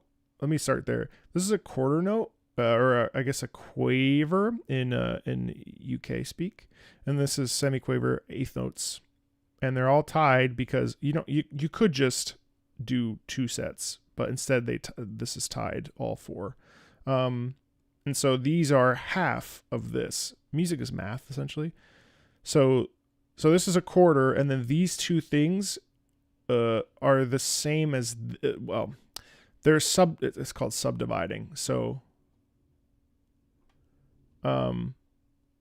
this is 2 of these, if that makes sense. And then this is 3 of these. So you could put 3 of those out and it would be equal to the same thing. The WoW expansion has some really good music. Really? This is 4 quarter notes. So it sustains for 4 beats. This is 2 beats. 2, 3, 4. It's right here. This is what I was talking about. I don't know if you can see it. This is an appoggiatura. Can you see that, chat? This is an appoggiatura. Beady, beady, beady, beady, beady. You see that right here? Beady.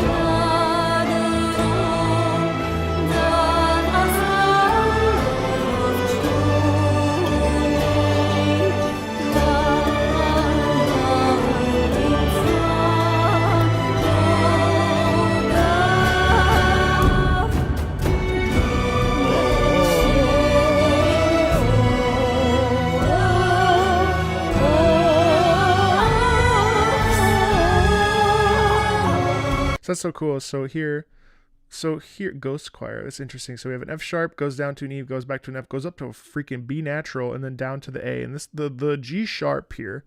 G sharp is the same as an A flat. So this is an A natural, and this is a G sharp. And so what ends up happening here is that the G sharp and an A natural, G sharp and A flat are the same note. Sometimes they can sound different though.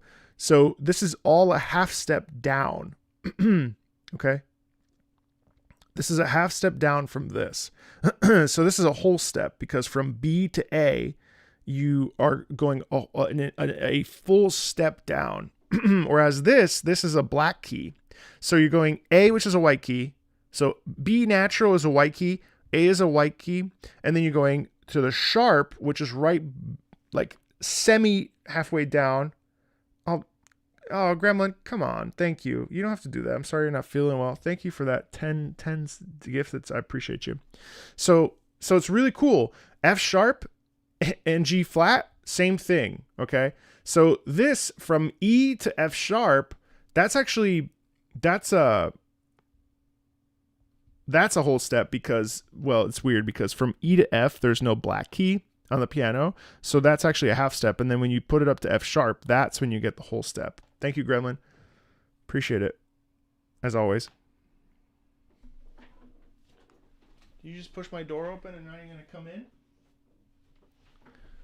Luna said hello. There should be no new subscriber sound. That should absolutely be off.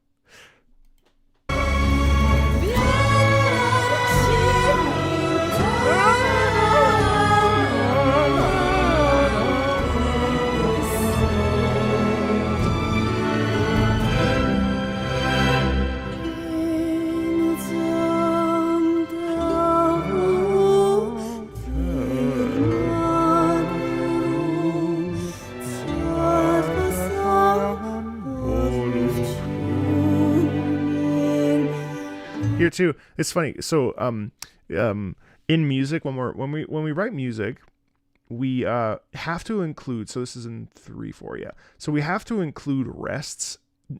What's cool about music writing, man, this has been really interesting, Sumi. Thank you. And the piece is pretty too, but I don't get to like spend a lot of time looking at don't get to spend a lot of time looking at sheet music anymore. But one of the cool things here is that even though there's a rest, the rest is not to be like, and I don't even think she sings the rest, but the rest is just there because it has to be three notes per measure, right? Because it's in 3/4. Okay.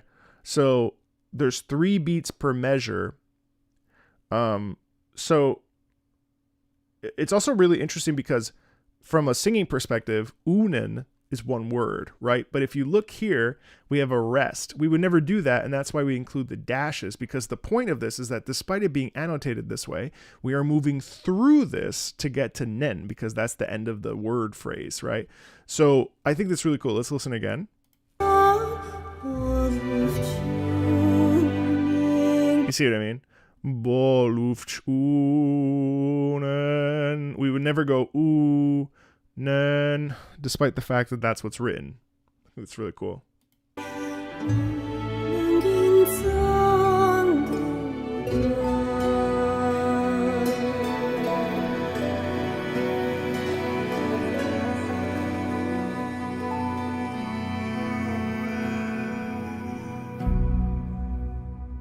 It's a really cool ending too, because here it's super piano, and pizz stands for pizzicato, which means pizzicare is to pinch in Italian. We pinch, right?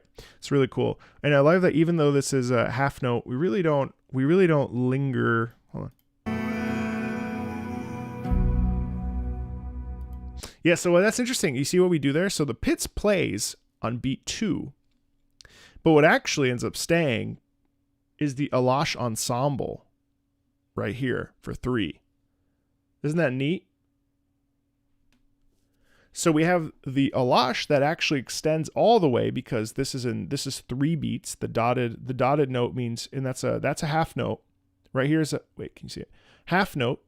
So if you wanted to, so we add, I'm sorry, fuck up. This is why I never wanted to be a teacher. My fucking dad is spinning in his grave. He's like, my dad and my mom wanted me to be a music teacher so fucking bad. And I was like, no, I'm not interested in that. And now here I am trying to fucking explain dotted fucking half notes. Oh God, what have you done? What have you done to me? So anyway, this is 3 beats. So 3 beats. It's just really cool because look at the way that the music actually sustains itself.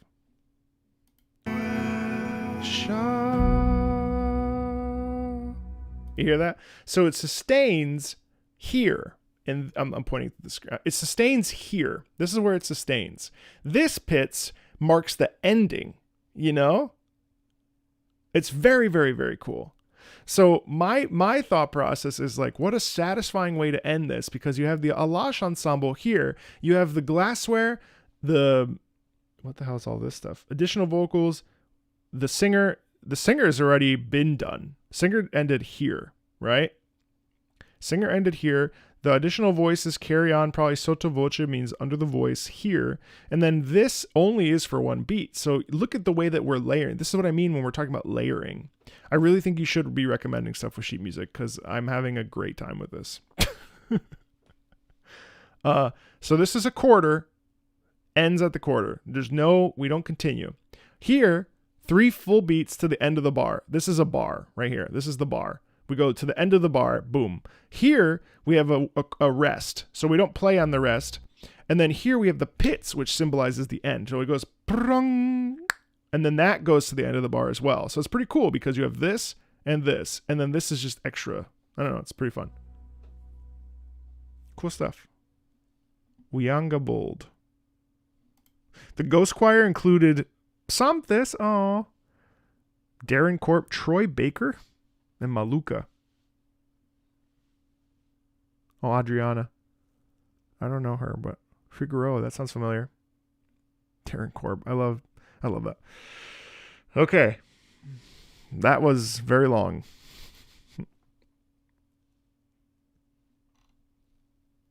Honored to be included in this beautiful score, so I love singing this theme. Exquisite writing, gorgeous play. I don't have to come with a flickering ear and imagine blown away by Austin as usual.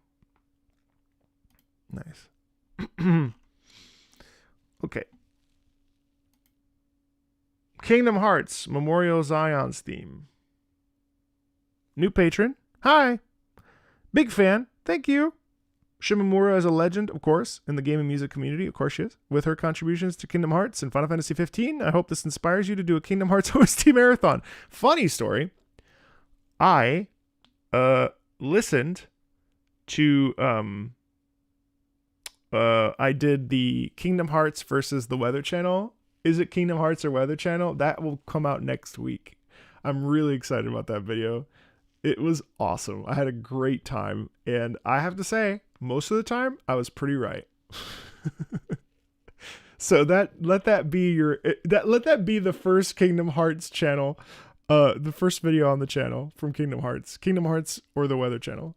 I'm really excited for that episode. I hope you enjoy it too.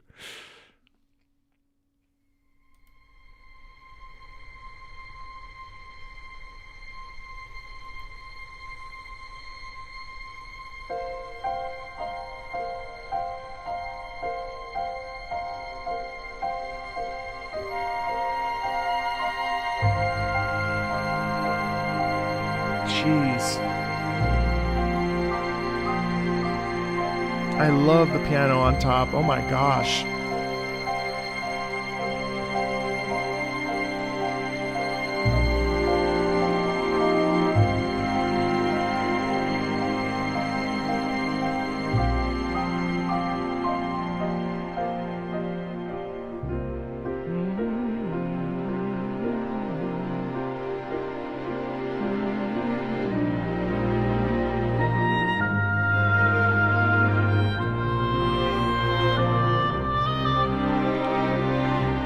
Gorgeous oboe.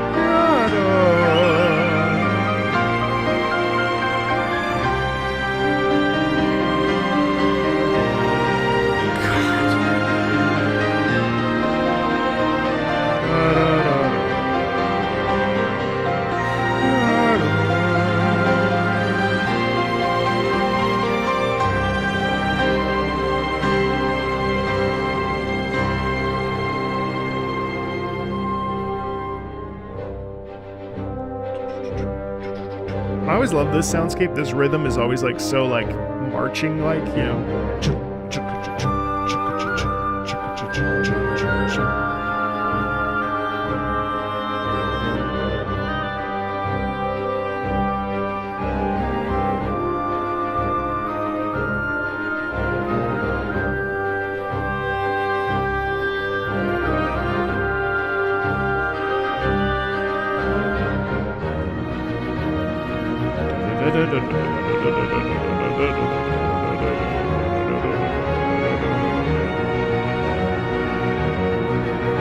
Quite a bit of stacking here. Forward momentum. The piano's really driving it.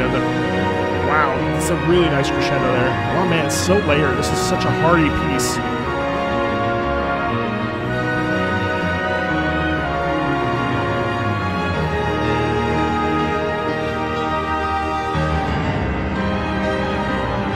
I love how much Yoko Shimomura uses piano.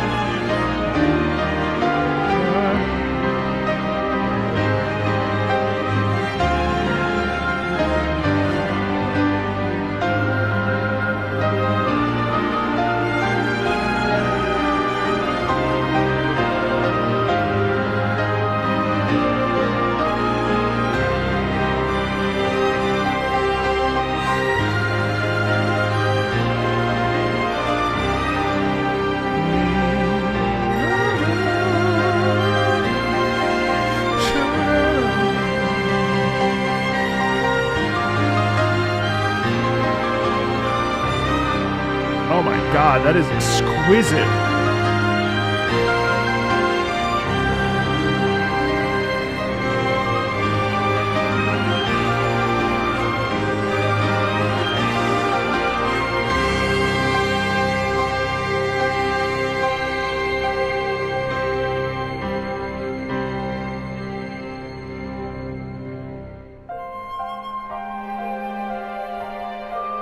There's the theme.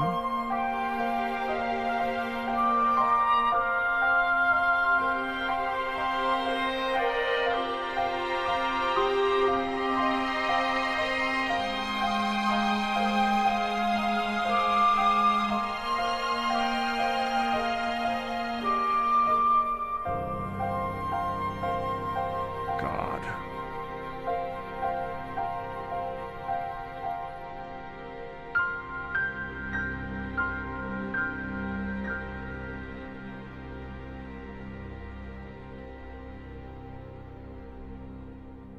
Wow.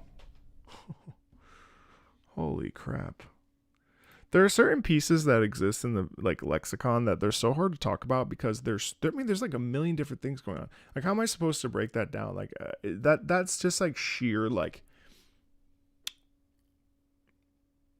I would have to listen to that 15 times in order to really come up with something to say about that. Besides that, it's sublime, right? Like we have to recognize how damn good that is, you know? Like, it's just like, how do I talk about this? There are certain pieces of music that are, well, actually, yeah, Mero said concentrated emotion. And I think sometimes one of the biggest like one of the saddest, well, it's actually, I mean, it's not sad, one of the best things, but also one of maybe the sadder parts about video games, that is like tied to a game. It's also like a very good piece. So that could exist outside of a video game, no problem, right? It's like so good. You could put that in a symphony hall, and if like some classical music snob who only not, I mean, I shouldn't say that actually, because most classical music people are not snobs, but there's one or two that are snobby, and I think if you put that in front of them, I don't think that they would be like, well, what is this? They would obviously know it's not Mozart or Beethoven or Brahms or whoever. But the point that I'm trying to make is that video games, we can listen to this music anytime we want. A piece like Memoria, Zion's theme, is that what his name? Vector to the Heavens. You put that in a concert hall and you don't have access to it ever again. And so the only time you can hear it is live. Bro, that shit will have you in tears. Because the beautiful thing about music, and why I love music so much, is because music is bottled emotion. You know, music is this incredible thing where I'm saying all these words, right? Or let's say however you're feeling today, whether it's happy, sad, upset, tired, sick, whatever. There's a song that features that emotion or that feeling that you feel. And that song will almost always capture your emotional essence way better than words can. And I think that's the thing that I feel sad for when people are like, well, I don't really like music, or I don't really listen to it or whatever, because I'm like, bro, but like your whole fucking heart is like, music like is transcendent. There are no words to describe how something feels. When you see someone you love, when you haven't seen your partner for a really long time, when you get to hug your parent, when you reconnect, when you see your dog, or when they come out of the vet, or, you know, when seeing people when they are at the airport and they see their loved ones for first. There's like no words to describe that feeling. That feeling is emotion. And what is music but emotion captured in a bottle? And so my point that I'd like to make is that we are spoiled because we get to enjoy music like that, Vector to the Heavens and all this other stuff, and we can listen to that anytime we want. But imagine not having it available all the time. Right? What a fantastically beautiful experience to sit in a room with 100,000 other people, let's say, and feel something that connects you to you. And I think that that's really the point that I try to make with a lot of these videos. And it may not be accurate because, after all, video game music is made for video games. But I'm having a weird day today. You know, I'm enjoying being here with you. But listening to Vector to the Heavens and hearing that motif, that was a very peaceful experience for me. That made me feel really good about my life, right? And so like that was just a tiny bit of filling the tank with just a tiny bit of some sort of emotion that can maybe restore a sensation. You know? It's really fucking cool. Does that make sense, chat? Does that make sense to you watching this video in the future? In the past, you watched this before I released it. Does that make sense? Do you see what I mean about music and how, like, you know, we can get into technical jargon, and I think there's certainly a place, because without technique there is no real music, at least refined music. But emotion is actually the main driving force, and that's why this channel will never die. Unless I do. That's so funny. Just teasing. I mean, yeah.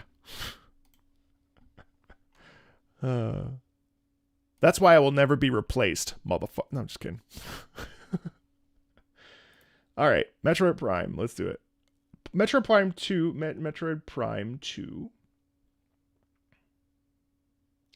Temple Grounds. You'll find a way to clone me. They won't do it as good as I do. Oh, I'm just kidding. He's so arrogant. Plays during one of the game's first major areas, a deserted alien temple converted into a makeshift firebase by a platoon of stranded Galactic Federation Marines. Let's do it.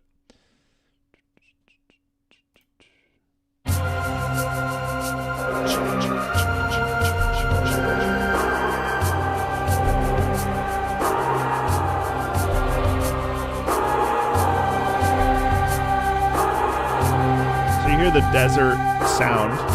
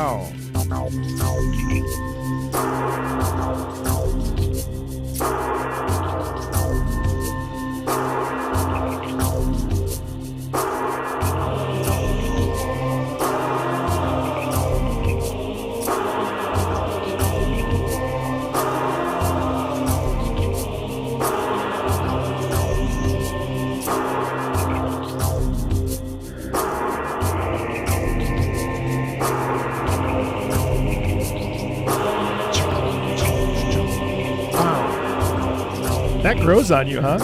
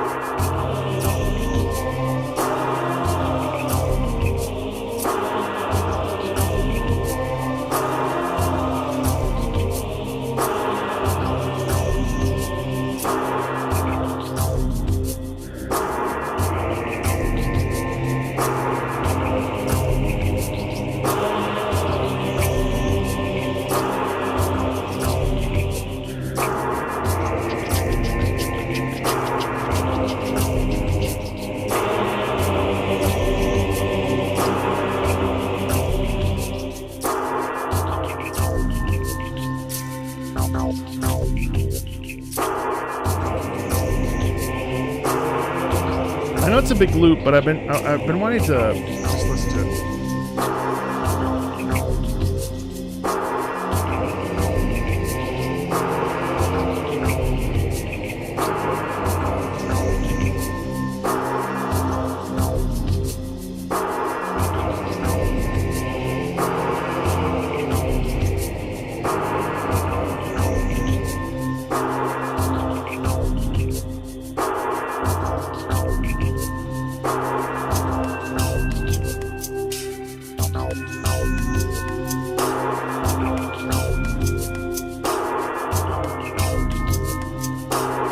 like about this piece, so it's called Temple Grounds. One of the things that, so it's certainly not my favorite piece.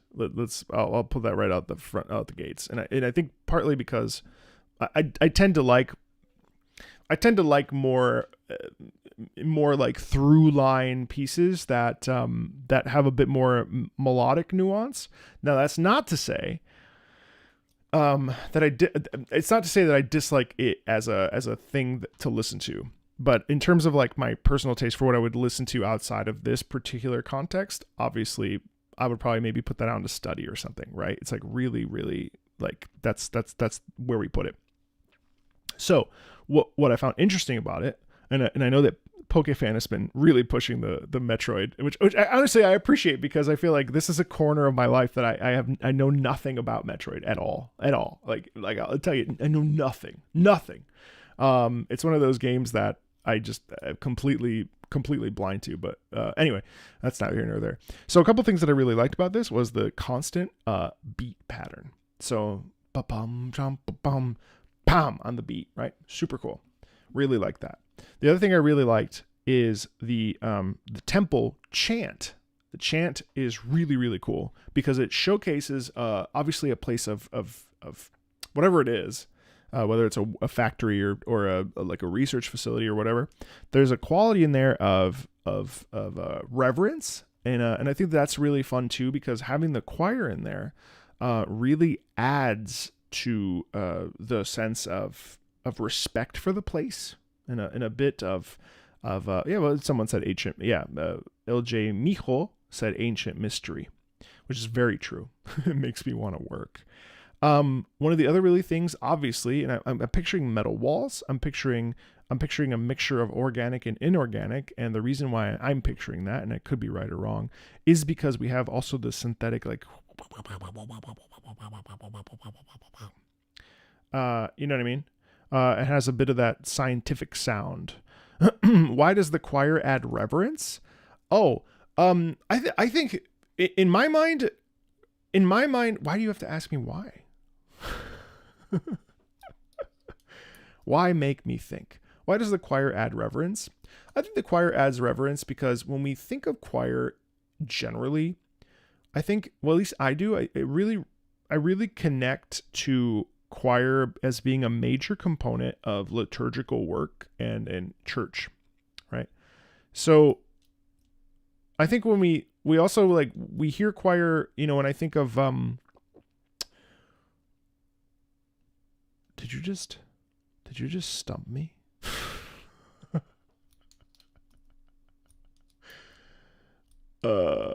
Yeah, it just feels wholly religious. The atmosphere, really adds to that quality, and if that makes sense. So I think it's like a real lived world experience where I know that choirs are mostly performed and used in church. Obviously they're used elsewhere as well. And so the combination there of this sort of open-throated singing makes me think of like monks or like holy chant, like Sanctus Sanctus Domine, not quite Gregorian chant, not quite that style, but recitative concepts, if that makes sense. There does feel like the choir and the open-throated thing makes the temple feel much bigger, if that makes sense. So yeah, that's my story, and I'm sticking to it. Jesus. Wait, how many have I done? 1, 2, 3, 4, 5, 6, 7, 8, 9, 10, 11, 12, 13, 14, 15, 16, 17. Fuck, only 17? Oh, shit.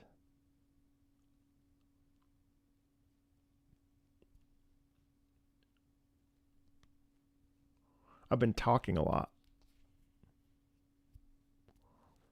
Technically, the only tiers I'm supposed to be spending a lot of time on are the upper tiers, the Tosca tier, or I'm sorry, the Turandot tier. But I fucking want to talk about all of these songs. Night on the Plains from Baldur's Gate 1.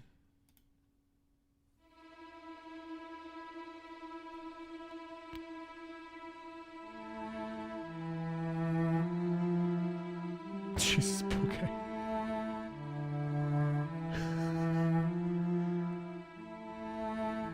Yeah, I did spend a lot of time with the sheet music.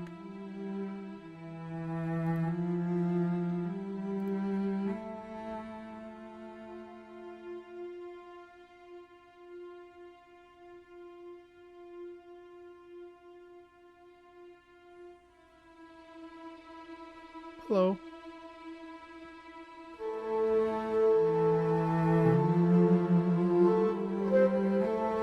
I like how the Night on the Plains just doesn't sound all that good, does it? The way that the string instrument moves here.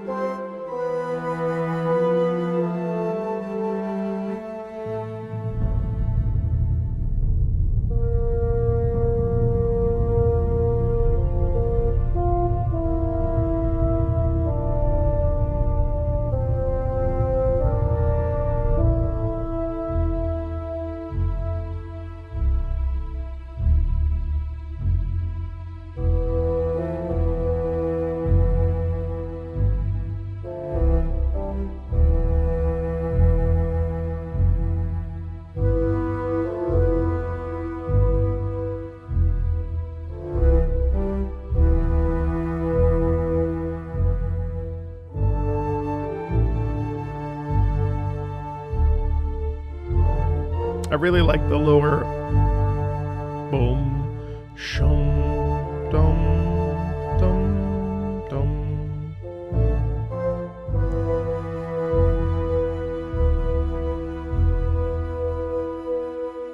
Dum, dum, dum, dum.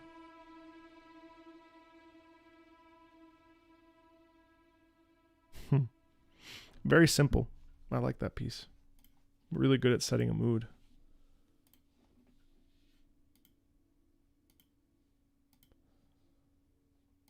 Okay.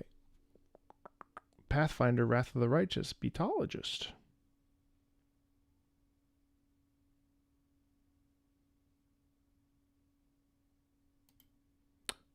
Ooh, I'm going to listen to Light of Heaven. Choose wisely, Mr. Meatball. Oh, you made it a game? Will you swear to serve justice, protect the innocent, and punish the... I love that you did this. That's so cute.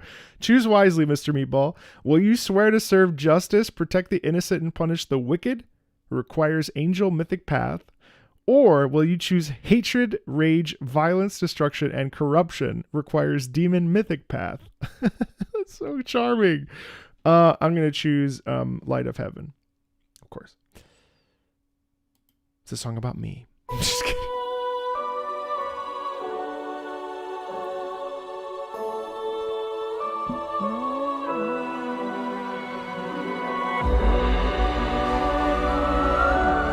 That's beautiful, isn't it?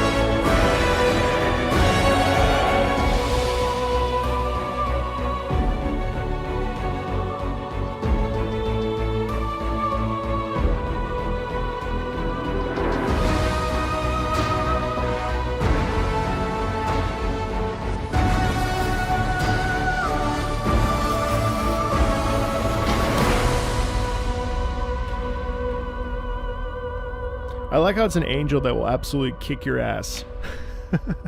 Especially with the big drums, you know what I mean? Like that's all really. Oh, I'd love to hear this piano version of that. That's really, I really enjoyed that.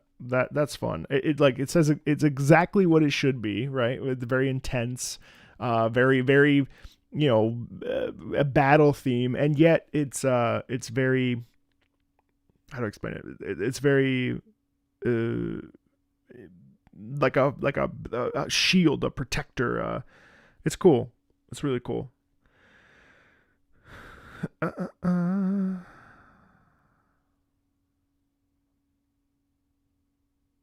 Oh, you want to listen to Twin Crowns? You got it. Twin Crowns, Arknights, the twins now join together once more and shall advance the future of their kind and their homeland to a glorious age, composed by Yuka Kitamura. No shit.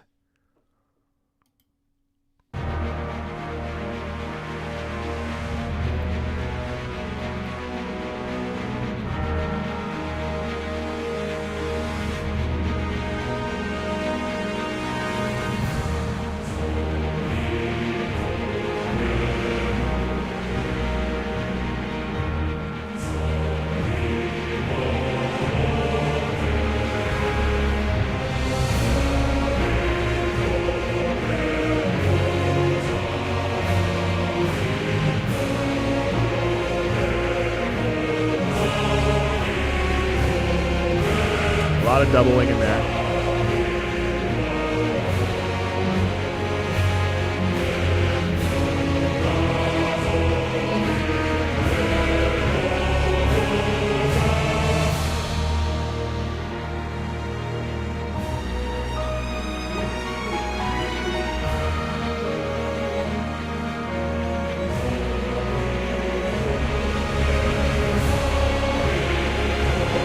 Again, very, very religious, very holy, a lot of doubling.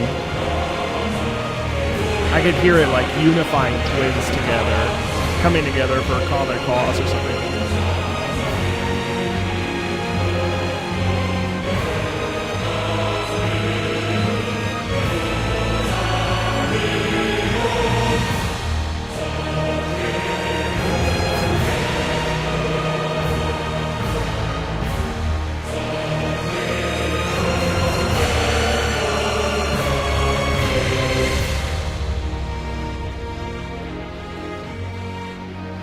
Oh, I love how this takes over. You get the strings leading that charge now instead of the vocals.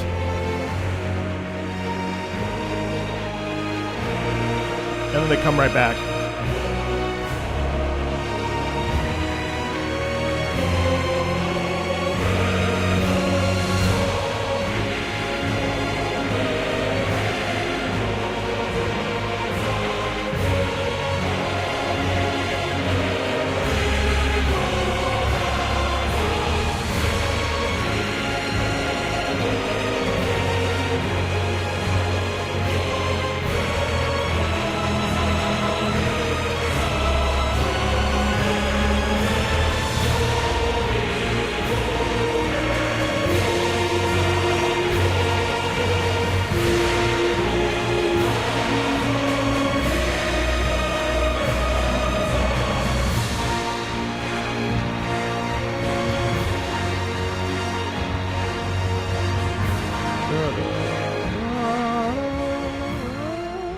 I'm actually surprised. It was I'll be honest with you. It was a little kind of one note.